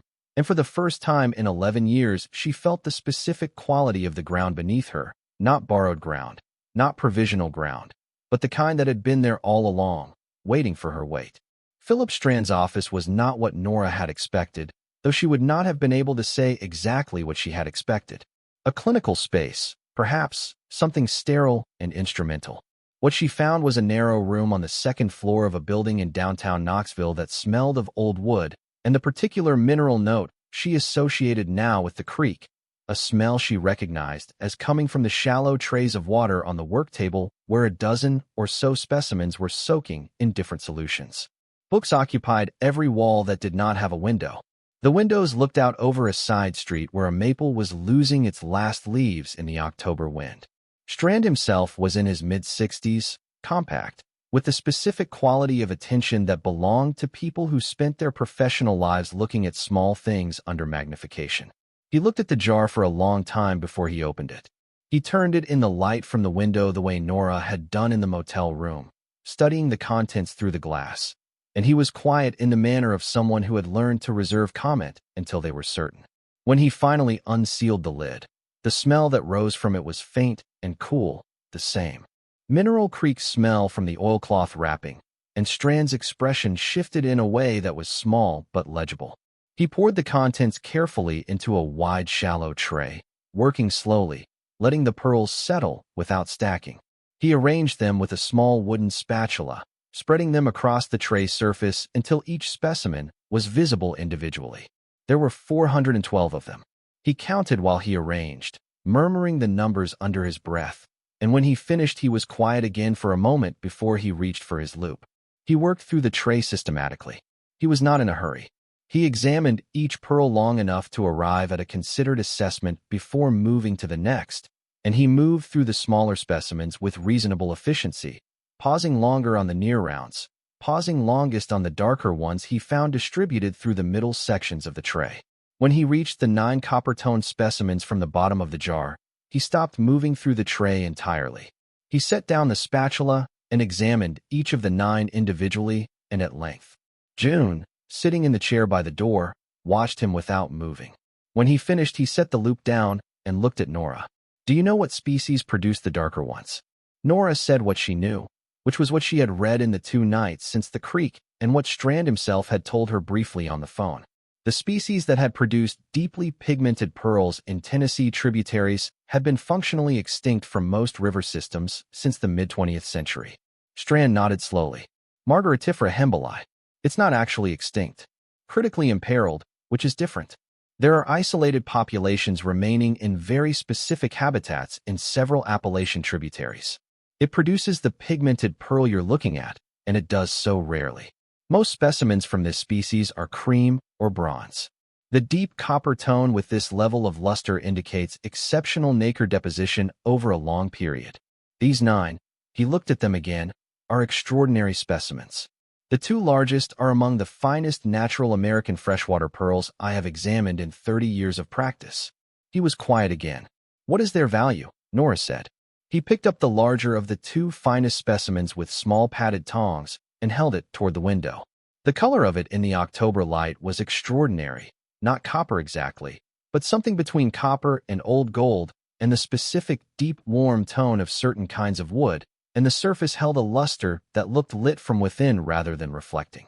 Individually, he said, in the current market, a specimen of this quality and documented provenance could command between $18,000 and $22,000 at auction, possibly more with the right buyer and the right platform. The other 7 copper-toned examples are less exceptional but still significant, in the range of 8 to 14,000 each, depending on the buyer. He set the specimen back in the tray. The remaining collection, he continued, the cream and ivory and pinkish specimens, varies considerably. Perhaps 60 of the near rounds are commercially significant, at prices from $400 to $2,000 each, depending on specific characteristics. The Baroque specimens are less valuable individually, but in a documented historical collection from a single source, presented with provenance, they carry a premium. He reached for a pad and began writing.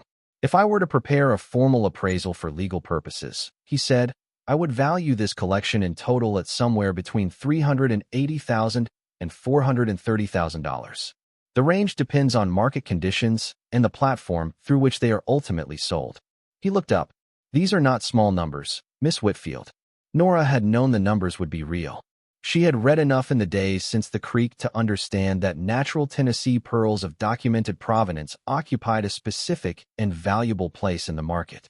But hearing the totals stated plainly, in a measured professional voice in a room that smelled of minerals and old books, made it something different from what she had been carrying in the back of her mind.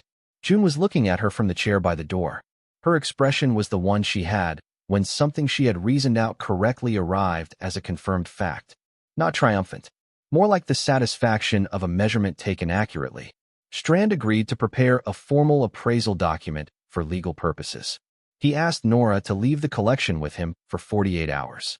She set the jar back on his tray with both hands and stood up and felt the absence of its weight. They drove to Nashville that afternoon. The Lowland Folk Art Gallery occupied a ground floor space in a neighborhood east of downtown, a converted storefront with clean north-facing windows that gave the kind of light curators valued. Garrett Mallory met them at the door. He was 60-something, angular, with the particular energy of someone who had spent decades in a field that most people considered marginal and had discovered that patience eventually resolved that question in the field's favor. He looked at the documents Nora had brought, Pearl's original list of works and the receipts from Tatum, with the close attention of someone reading evidence rather than paperwork. He turned through the list slowly, pausing at certain names, touching the paper at the margins with his fingertips. I know 7 of these titles, he said. We have documented provenance on 3 of them. 2 are in museum collections. 1 is in a private collection in Germany. He set the list down. The other 4 we have in our records we've been trying to match to names for years. Pearl Whitfield did not title her work formally. The names on this list are hers. Do you know how she named them? Each quilt was named for the fabric source, Nora said. The name records where the material came from. He looked at her with attention that sharpened slightly. That's what we suspected. Which means each name is a provenance document in itself. It's the kind of information that converts a documented quilt into a fully authenticated one for institutional purposes. He paused. The institutional market for fully authenticated Appalachian outsider textiles of this quality is very different from the secondary market. We're talking about a different category of transaction. How many of the works on Pearl's list can you account for? Nora asked. He studied the list again. With what I know now and what I can confirm from our records, I can account for 16. 11 in known collections, 4 in ours, 1 in our records that we've been trying to locate. He counted the total names on the list. 35. So 19 are unaccounted for in any record I have access to. Where would they have gone from a rural estate sale in 2010? Mallory looked at her carefully. That depends entirely on who is doing the acquiring. If someone with knowledge of the market was present at the sale, they would have known exactly what they were looking at. They would have paid estate sale prices, which in 2010 for unattributed rural textiles would have been very low, and then either held the works or sold them through channels that would not necessarily produce a paper trail linking back to the estate. Unless those transactions were documented for tax purposes, June said from the chair where she had been sitting quietly. Mallory looked at June. How old are you? 9, June said. But tax filings are public record. If someone sold quilts and reported the income, the transactions would be traceable. Mallory's expression held the specific quality of an older person encountering a child who is operating at a register they hadn't prepared for. That is correct, he said. He looked at Nora. Is your attorney pursuing financial records? Yes, Nora said. Then, that is probably the most direct path. He paused. I want to say something plainly. Pearl Whitfield was one of the significant American textile artists of the 20th century. She is not widely recognized yet because her work has been dispersed without proper attribution and because Appalachian folk art has been historically undervalued and underdocumented. That is changing. Her name will matter increasingly in the years ahead. If the works can be properly attributed and the provenance established, the value of the body of work as a whole is considerably greater than the sum of individual pieces. He set the list down. I would like to be part of this process if you're willing. Not for commercial reasons only, though I will be honest that there are commercial interests involved, but also because documenting Pearl Whitfield's work correctly is something that should happen. It is something she deserved. Nora took the list back and folded it into her bag. She told him she would be in touch. They drove back to Hatchett County in the dark, the road climbing into the mountains through a night that had cleared completely, stars sharp over the ridges. June fell asleep in the passenger seat with her head against the window. Nora drove and thought about the numbers. The pearls, the quilts, the 16 acres. What Cecile Okafor had set in motion when she filed the complaint with the Tennessee Estate Court 3 days earlier. The filing had been formal and specific. Petition to reopen the estate of Pearl Beaumont Whitfield, Hatchett County, Tennessee, on grounds of material omission of estate assets, breach of fiduciary duty by the named executor, and unjust enrichment from assets properly belonging to the estate. Attached to the petition, the 1952 deed, the 1948 surveyor's map, the 2011 lease agreement, Pearl's letter from 2008, and Otis Beaumont's notebook as evidence of historical asset knowledge. The court had acknowledged receipt. The process would take months. Cecile had been clear about that. Estate disputes in small counties moved at the speed that courts moved, which was not the speed of urgency. There would be hearings and responses and motions and countermotions, and Garrett would have time to prepare a defense, and the defense would be prepared by an attorney who understood the local legal landscape in ways that Cecile, coming from Knoxville, would not. What Cecile also said was that the evidence was strong.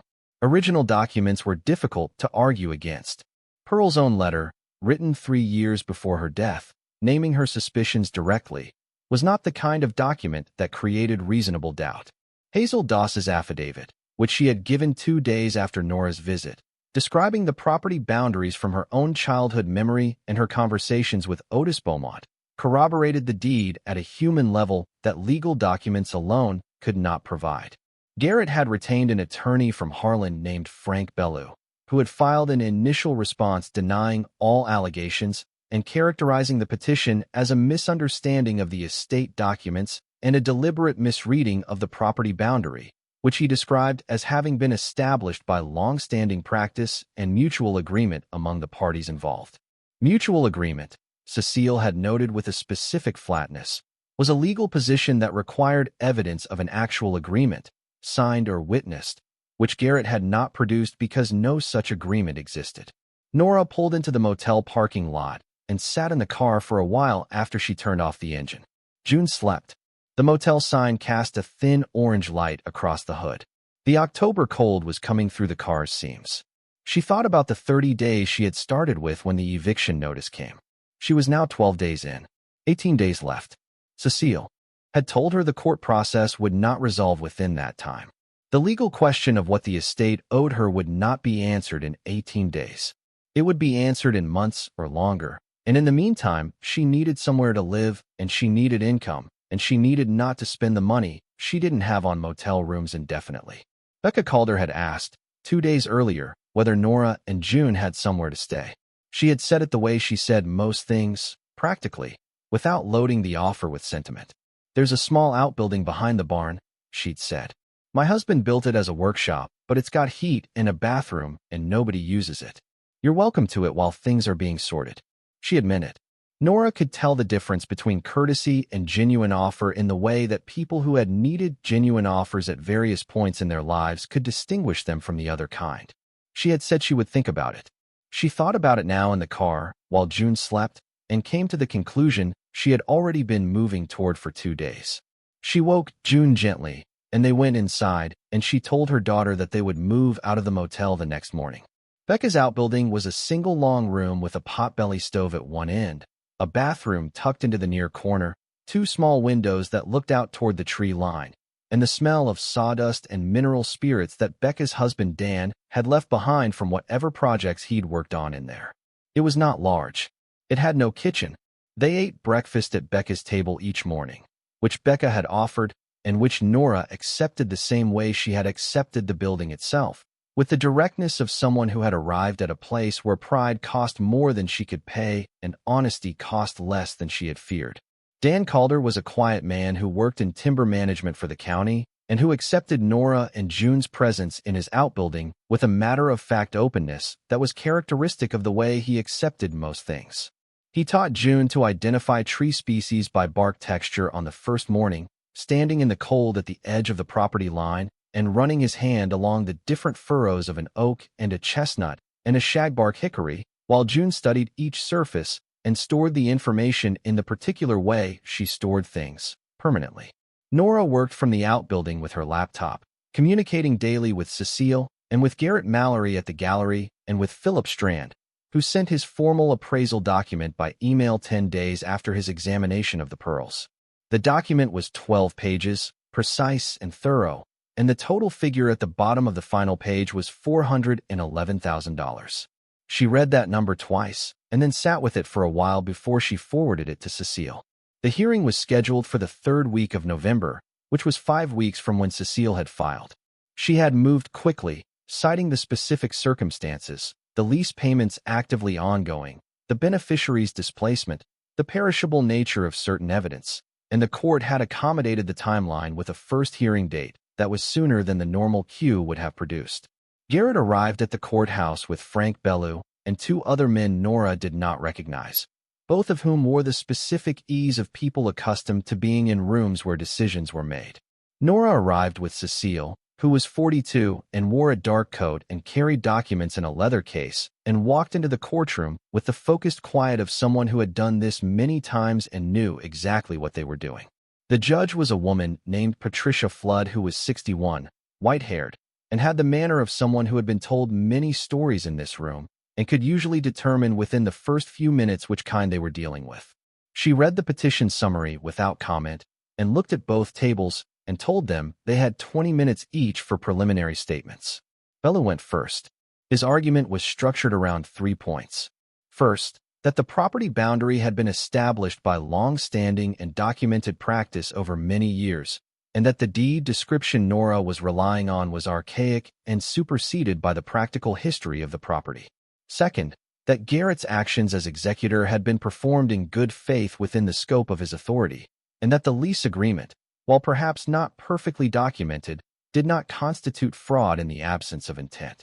Third, that Nora Whitfield, as a beneficiary who had received her full distribution and signed off on the estate 11 years ago, had limited standing to reopen proceedings based on documents that might or might not be authentic. Cecile's preliminary statement was shorter and contained no argument in the rhetorical sense. It contained 3 documents: the 1952 deed, the 1948 surveyor's map, the 2011 lease agreement. She placed certified copies before the judge and said, in substance, that the deed established the boundary with legal authority that long-standing practice could not supersede, that the lease agreement was dated after the estate closure and bore Garrett Whitfield's signature in a capacity he no longer legally held, and that the question of authenticity was answered by the deed's official recording at the county registry 51 years prior to any of the events in dispute. Judge Flood looked at the documents for a long time. She asked Bellew whether Garrett Whitfield disputed the authenticity of the 1952 deed.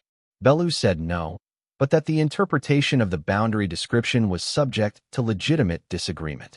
Judge Flood asked him to identify the language in the boundary description that was subject to disagreement. Bellew identified the phrase "to the second ridge above the tributary branch." Judge Flood asked whether there was a second ridge above Singing Branch as it ran through the Whitfield property. Bellew said that was a matter of geographic interpretation. Judge Flood looked at him for a moment. She turned to Cecile and asked whether the surveyor's map was consistent with the deed boundary description. Cecile said yes. The 1948 surveyor's map showed the second ridge as a precisely defined topographic feature and identified the boundary line along its crest, consistent with the deed. The judge was quiet. She turned back to the lease agreement. She asked Garrett directly whether he had entered into this agreement. Garrett, who had been sitting with contained patience, said that he had, as a matter of handling certain ongoing estate-related matters that had not been fully resolved at the time of the official closure. Judge Flood asked him to identify the estate authority under which he had signed the agreement in September 2011. Garrett's attorney objected that the question called for a legal conclusion. The judge said she was asking a factual question about what document authorized the signing. Garrett said that his authority as executor was understood to continue in a practical sense for matters not addressed in the formal closure. Judge Flood looked at him without expression. She asked him whether the legal authority of an executor continued after the estate was officially closed by court order. Garrett looked at his attorney. Bellew said the question was more nuanced than it appeared. The judge said she wanted Garrett's answer to her question. Garrett said that he had understood his authority to continue. The judge wrote something on the pad in front of her.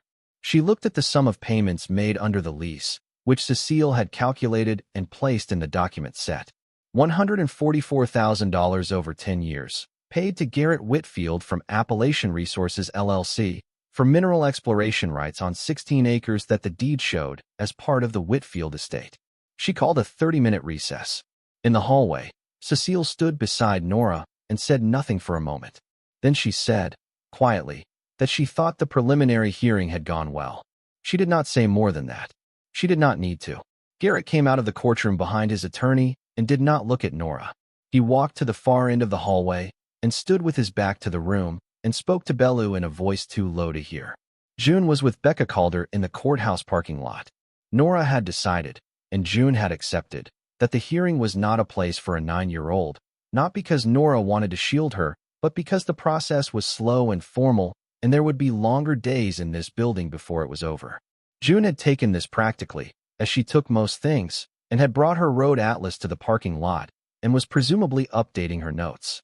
Nora stood in the courthouse hallway and thought about Pearl, about the 2008 letter, and the phrase "I couldn't fight this when my eyes went."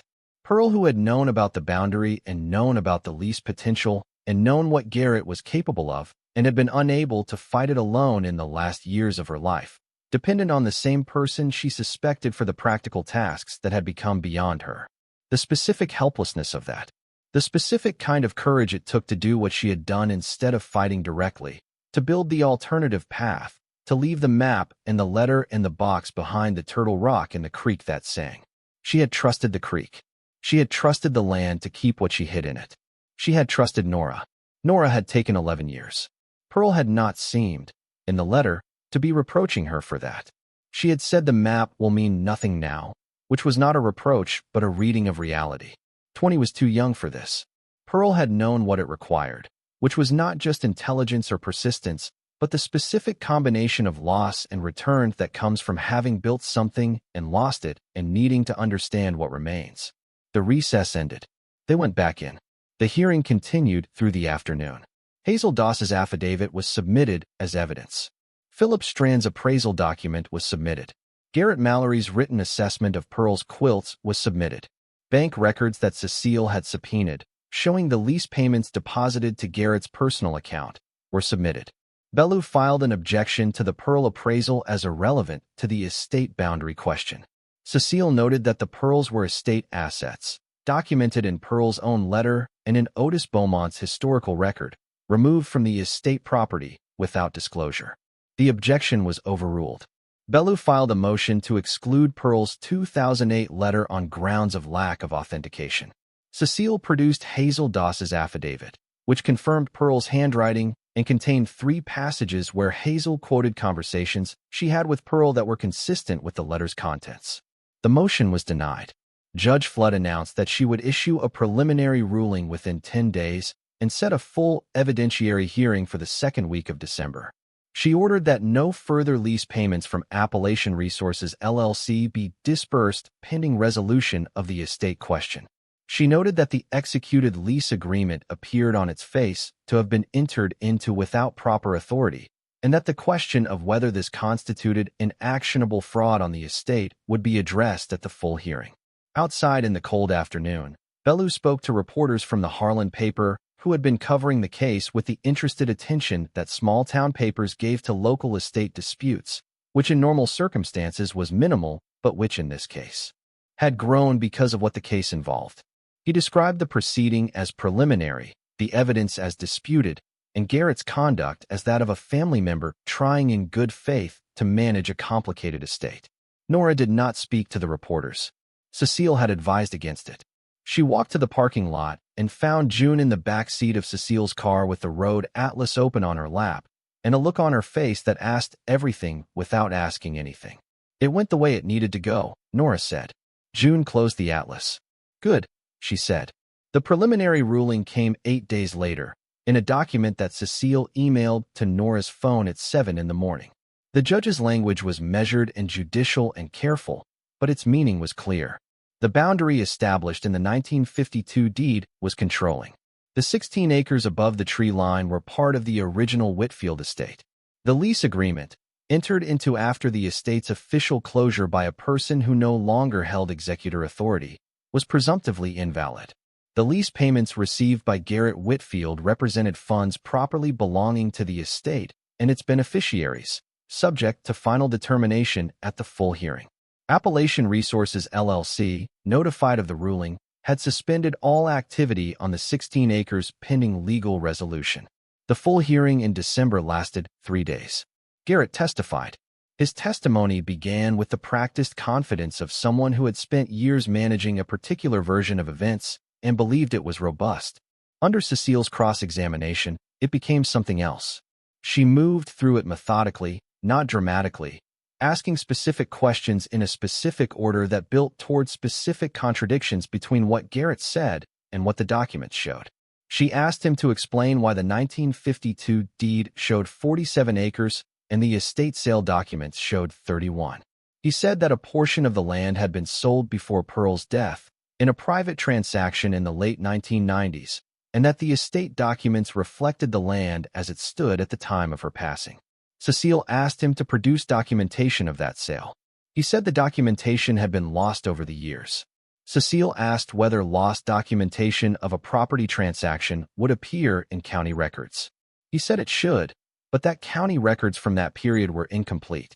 Cecile introduced a certified search of Hatchett County property records from 1990 through 2009, obtained from the county recorder's office, showing no recorded transaction involving any portion of the Whitfield property in that period. Bellew objected that absence of a record did not prove the transaction didn't occur. Cecile noted that in Tennessee, property transactions not recorded in the county register were not legally effective against third parties, meaning that even if a transaction had occurred, the 16 acres would still have been part of the estate as a matter of law. Garrett sat with this for a moment. His expression did not change, but something in the set of his shoulders shifted, the shift of a man who has been carrying a weight for a long time and has just understood that he is not going to put it down on his own terms. She asked about the quilts.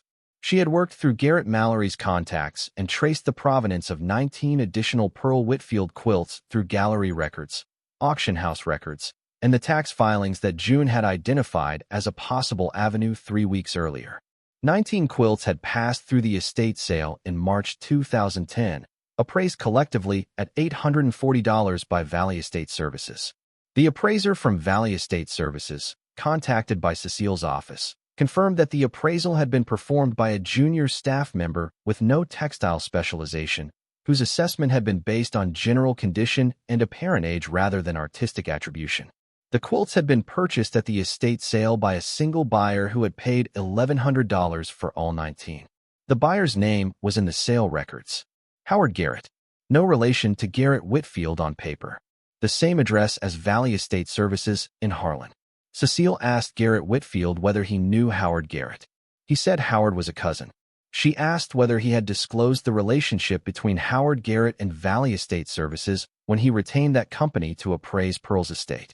He said he had not seen a reason to disclose it. Judge Flood set her pen down when he said that. The 19 quilts purchased by Howard Garrett for $1,100 had since passed through 4 transactions. 12 were now in institutional collections. 4 were in galleries. 3 remained in private hands, but had been sold at prices that Cecile's research had traced. The total amount received for all 19 quilts, across all subsequent transactions, was approximately $1.2 million. The estate had received $1,100. Howard Garrett had received the balance. Howard Garrett, when contacted by Cecile's office, had declined to respond.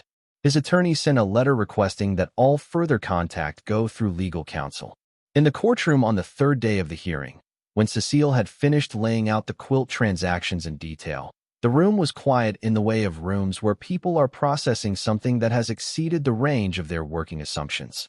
Bellew made several objections and withdrew 2 of them before Cecile had finished responding. The third he let stand because he had to stand somewhere. Judge Flood asked Garrett directly, before she closed the proceeding, whether he had anything to add to his testimony. He looked at the table in front of him. He looked at his attorney. He said no. The judge's ruling came on a Tuesday in late December, 6 weeks after the first hearing. Nora read it. In Becca Calder's kitchen at the table where she and June had eaten breakfast every morning for the past 2 months, Becca and Dan on the other side of the table, June beside her with her hands in her lap. The ruling was 38 pages. Cecile had called at 7 in the morning to explain it before Nora read it, so that she would have the translation into plain language before the legal language itself. The estate of Pearl Beaumont Whitfield was to be reopened. The 16 acres above the tree line were declared estate assets. The 1952 deed was controlling. The lease agreement was declared void for lack of authority, and all payments made under it were ordered recovered as estate funds. Garrett Whitfield was found to have breached his fiduciary duty as executor through the concealment of estate assets and the non-disclosure of a material conflict of interest in the estate appraisal process. The court referred the matter to the district attorney's office for consideration of criminal charges.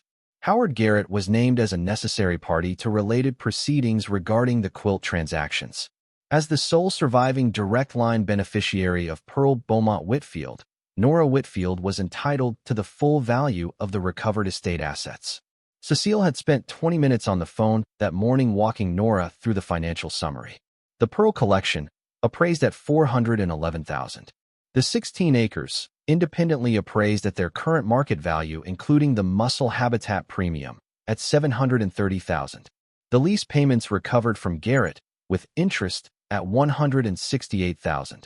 The quilt recovery, which was more complex and would proceed in separate proceedings against Howard Garrett, was estimated at between $800,000 and $1.2 million depending on the outcome of those proceedings, but a preliminary judgment was likely within 60 days.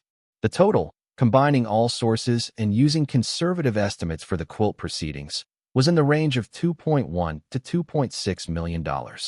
If the quilt proceedings reached the high end, above $3 million, Nora set the phone down and sat at Becca's kitchen table with her hands flat on the surface and looked at the window and the winter light coming through it. June was watching her the way she watched her when something significant was happening, with all her attention still and present. Nora looked at her daughter. $3 million, she said, give or take. June was quiet for a moment. Then she said, Pearl spent 81 years building that. Nora felt something move through her that was not quite any emotion she had a ready word for. It was not simply happiness or relief, though it contained something of both. It was more like the sensation of a long-held weight being set down, not dropped but set down carefully, with the recognition that the weight itself had been the thing that shaped the journey. Pearl had spent 81 years building it. Otis had spent his life before that, and the building had been done not with the intention of accumulation for its own sake, but with something closer to faith. The faith that the right person would come, that the land would hold what was hidden in it, that a creek could keep a secret until the secret became a gift. Becca Calder reached across the table and put her hand over Nora's without saying anything. Dan was looking at the table. The room held a silence that was not uncomfortable. June unfolded the copy of Pearl's map that she had been keeping in her road atlas since the first day at Singing Branch. She smoothed it flat on the table surface, and they all looked at it. The creek rendered in Pearl's careful ink. The split oak. The turtle's back. The 3 circled locations with their single words. Roots. Keeping. Bone. June put her finger on the 3rd marker. Bone means what lasts, she said. What can't be taken. She looked at her mother. Pearl wasn't just talking about what was in the box. Nora looked at the map. She was talking about all of it, June said. The land and the pearls and the quilts and the map and us. Everything that was still there after everything else was gone. That's what she was calling Bone. Outside. The December light was low and pale over the ridges, the hollow in shadow already, singing branch running fast below the tree line from the winter rain. The creek did not know what the map had meant. It had been making its sound through every season since before Otis first stood at its edge with his boots off, reading the bottom, learning what it held. It would make the same sound long after anyone who knew this story was gone. The proceedings with Howard Garrett were settled in February, 63 days after the estate ruling, through a negotiated agreement that Cecile described as favorable under the circumstances. Howard Garrett, facing civil liability and the prospect of criminal referral for his role in the estate appraisal conflict, agreed to a settlement that paid to the Whitfield estate a sum reflecting the difference between what Pearl's quilts had sold for and what the estate had received for them, plus legal costs. The settlement amount was $890,000. Criminal charges were filed against Garrett Whitfield in March, 3 specific counts including criminal breach of fiduciary duty and fraudulent concealment of estate assets. Bellew entered a plea on his behalf to a reduced charge in exchange for full cooperation with the investigation into Valley Estate Services and Howard Garrett's broader business practices, which the district attorney's office had expanded to examine other estates in the county. The plea carried a substantial fine, 3 years of supervised probation, and the permanent revocation of his ability to serve as executor or trustee in any Tennessee proceeding. He was 63 years old. He had spent a decade building what he had built on Pearl's land, on Pearl's work, on the quiet wealth of a creek he had understood, as well as Pearl had understood it and had tried to claim without having earned the right to claim it. He had not counted on the map. He had not counted on June. Nora did not attend his plea hearing. There was nothing in that room that she needed to see. The accounting had already been done in the documents and the rulings and the numbers that Cecile sent to her inbox in the specific, clean language of legal resolution. What she needed to do now was different from what had needed doing for the previous 4 months, and she understood the difference. She bought the house, the farmhouse at the end of Cutter Hollow Road. Becca and Dan Calder had been considering a move to Knoxville, where Dan had been offered a county position with better pay and a shorter commute, and the consideration had become a decision by January. The conversation happened practically and without much drama. Becca said they were thinking of selling. Nora said she was thinking of buying. They agreed on a price that was fair to both of them and shook hands at the kitchen table where they had eaten breakfast together for 3 months. The transaction closed in April. Nora walked through the house on the day of the closing with a specific attention that was not the attention of someone inspecting a property. She was learning the rooms again. The kitchen where Pearl had moved in early morning before full light. The back bedroom with the window that faced east, where the iron bed frame was long gone and would need to be found again. The front porch that had been enclosed and would be opened again because a porch existed to be outside on. She walked every room and then walked the land and then walked the path to the tree line and stood at the edge of Singing Branch and listened to it. It sounded the same. It would always sound the same. She had hired a contractor from Harlan to restore the porch first, in March, before the closing, because she could and because it was the right order. The enclosing had been done with aluminum framing that came out in an afternoon. The original porch boards were underneath, gray and weathered but solid, built by someone who understood that porch boards would carry weight for generations if chosen correctly. The boards were sound. She had called her mother in Chicago in January, the conversation she had been putting off since the fall because she had not known how to begin it. She had told her everything. About Pearl's map and the shoebox and Singing Branch and what they had found there. About the estate and the proceedings and the resolution. Her mother had been quiet for a long time after, the specific quiet of someone reordering information they had held for years against a new arrangement of the facts. Then her mother had said, "I never understood what Pearl was holding on to down there. I thought she was just stubborn, attached to a place because she didn't know anything else. She knew everything else," Nora said. She chose this. Her mother came to Hatchett County in May for the first time since the year Nora was born. She stood in the kitchen in the morning light and looked at the rooms and walked the path to the creek and sat at the edge of it for a long time without speaking. Nora did not hurry her. Some understanding required the time it required. June started at the school in Ritter in January, the small school where 32 students from kindergarten through 6th grade occupied 4 classrooms and where the teachers knew every child's name and circumstance. She was 9 going on 10 when she started, behind in some things and so far ahead in others that the school's structure required adjustment to accommodate her, which the principal made without fuss because small schools developed that flexibility or they failed. By March, she had a project running. She was documenting the mussel habitat in Singing Branch with the help of Philip Strand, who had been contacted by a university researcher in Knoxville who was studying remaining Margaritifera hembeli populations in Appalachian tributaries. June had become the youngest person on a research project studying the mussel she had named, accurately, as the source of the copper-toned pearls at the bottom of the jar. She sent reports to the university by email and received corrections and responses in return, and treated the whole correspondence with the seriousness of someone who understood that the work was real and required accuracy. The creek could not be commercially harvested. That had become clear through the environmental assessment that Cecile had commissioned as part of the estate proceedings. The remaining mussel population in Singing Branch was precisely what the Appalachian Resources Survey had identified, one of the last intact wild populations of that species in eastern Tennessee, which meant it carried protections under state and federal law that made commercial harvest impossible. What it meant for the land's value was something Cecile had explained carefully. The 16 acres with the protected mussel habitat were not commercially productive in the way that mineral rights usually were, but they were legally protected from development, which meant their appraised value as conservation land was significant. The county's conservation trust had expressed interest. A university research easement was possible. The land could generate value through conservation purposes that was different from extraction and was also more durable. Nora had accepted this with the specific equanimity of someone who had not been planning to harvest the creek anyway. The pearls in the jar, the 412 specimens that Otis had gathered and Pearl had added to across their combined 80 years of careful stewardship, were kept. She had decided this in the first week, before the appraisal, before the legal proceedings, before any of the financial resolution. She had looked at the jar on the motel table and known that selling them was not the purpose for which they had been kept.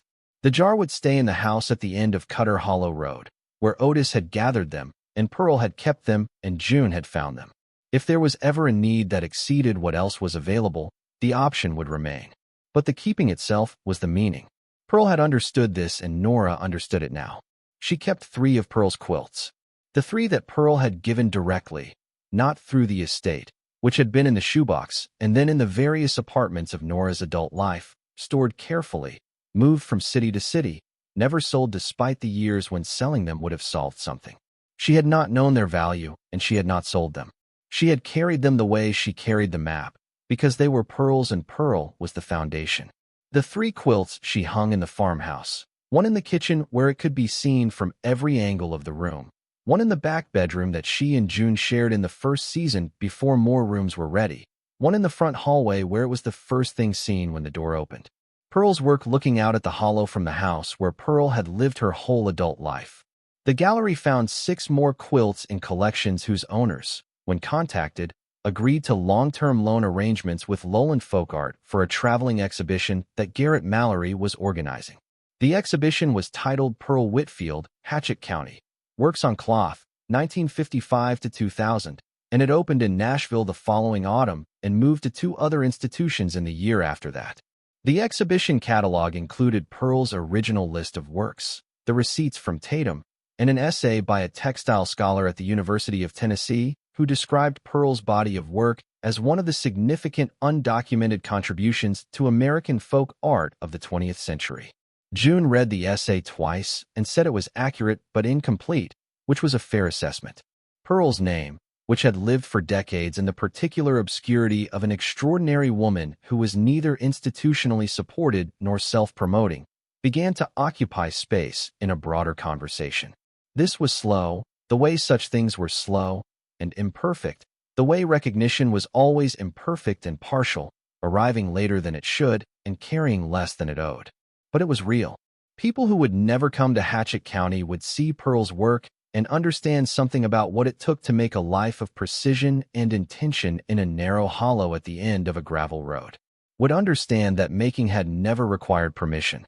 Nora built a studio in one of the outbuildings behind the farmhouse, the building where she and June had spent their first months on the property. She cleared the sawdust and mineral spirit smell and brought in light with 2 new windows, and set up a work table and the materials she needed, and she started making things again. Not teaching, not producing for anyone else's purpose, making. Working the way Pearl had worked, with her hands and her attention and the accumulating evidence of what she understood about color and form and the logic of arrangement. She was not Pearl. She had always known that. Pearl was specific to Pearl, to the 81 years of her particular life in the particular conditions that had shaped her. But Nora was Pearl's granddaughter, which meant she had access to something Pearl had spent her whole life transmitting, not through instruction but through presence, through the iron bed and the quilt and the kitchen in the early morning and the long afternoons beside the frame, through 3 weeks every summer for 10 years, through a map and a letter and a jar of pearls hidden in a creek called Singing Branch. I trust you to do what I could not. She understood now what Pearl had been unable to do. Not just the legal fight, though that was part of it. Pearl had been unable to make her work fully known in her own lifetime, unable to establish its place in the record, unable to ensure that what she had built with her hands over 60 years would be recognized at its real worth. She had been unable to hold the land that was hers and secure it for the people who would come after her. She had been unable to win, but she had left everything required to win for someone who would come when the time was right. The time had been right at 31, at the bottom of everything, with an eviction notice and $43 and a 9-year-old who thought about watersheds. June turned 10 in April. They had a small gathering at the farmhouse, Dan and Becca driving from Knoxville for the weekend. Hazel Doss brought by her son from Ritter, Philip Strand, and his wife, who had become a reliable presence in the valley since the research project began.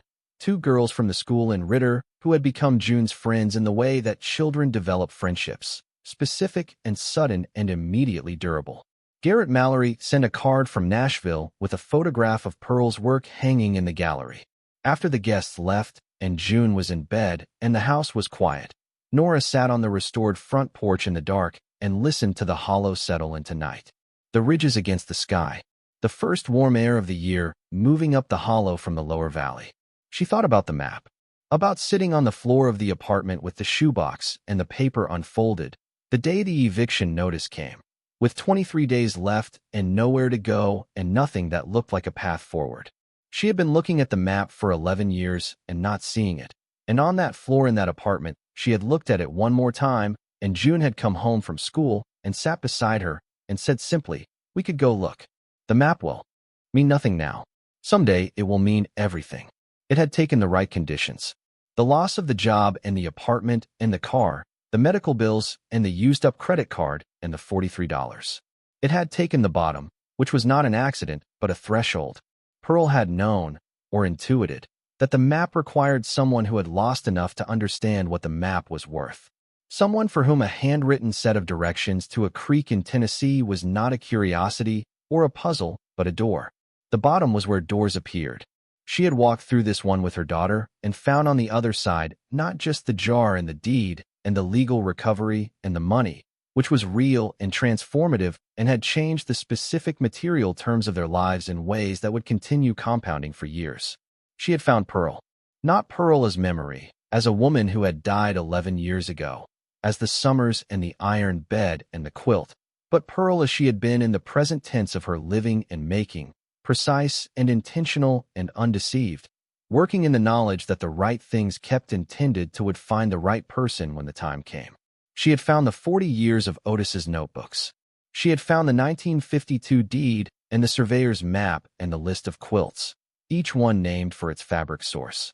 She had found the pearl at the bottom of a jar that carried the specific color of a mussel species that did not exist anymore in most of the rivers where it had once lived, but existed here, in this creek, in this hollow, protected by water and patience and the decision of 2 people to take only what they needed and leave the rest for later.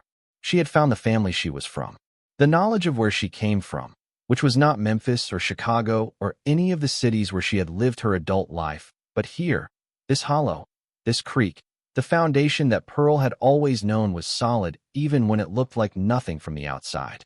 Singing Branch ran in the dark below the tree line, making its sound, the sound it had always made over the same stones by the same bank where Otis had first heard it, and Pearl had grown up hearing it, and June had stood on the Turtle Rock and pointed to the sycamore roots with her flashlight and said, there, That was all it had taken in the end.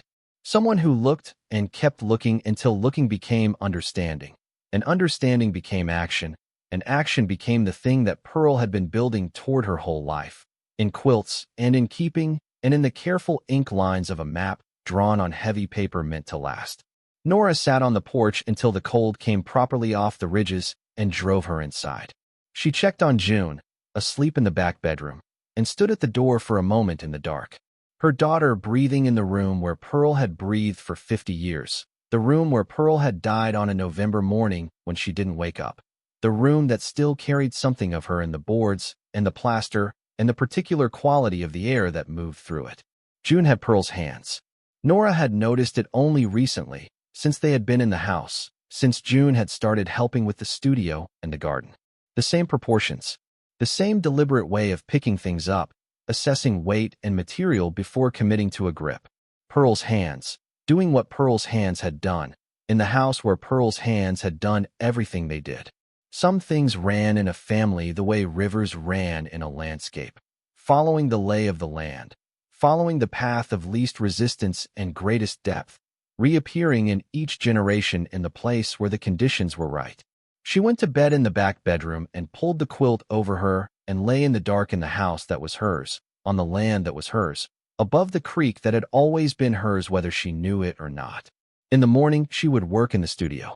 June would go to school and come back with her road atlas full of new notes and her mind full of questions about the muscle study and the hydraulic geometry of the branch's lower section, which she had been measuring with a water gauge she and Philip Strand had installed in October. The house would fill with light from the east, as it had always filled with light. The porch would hold the morning the way it had always held it. The hollow would do what it did, which was persist, patient and indifferent and available to whoever was paying attention. Pearl had paid attention for 81 years. Nora had 11 years left to account for and the rest of her life ahead of her. She closed her eyes. Outside, Singing Branch ran on through the dark, over the Turtle Rock and past the sycamore and down to the fork and along the main channel and out of the hollow and on, the way water went on, the way things that had been properly kept always found their way forward, finding the low ground, finding the open space, carrying with them everything they had gathered from every source along the way. Stories like this remind us that starting over is terrifying, but it is always possible. If you or someone you love is facing a total reset right now, whether from a divorce, a loss, or a financial disaster, you need a plan. Scan the QR code on your screen or click the link below to get the Phoenix Blueprint for just $17. It gives you the exact steps you need to take in the first 48 hours and a 90-day plan to get your independence back. Thank you for watching.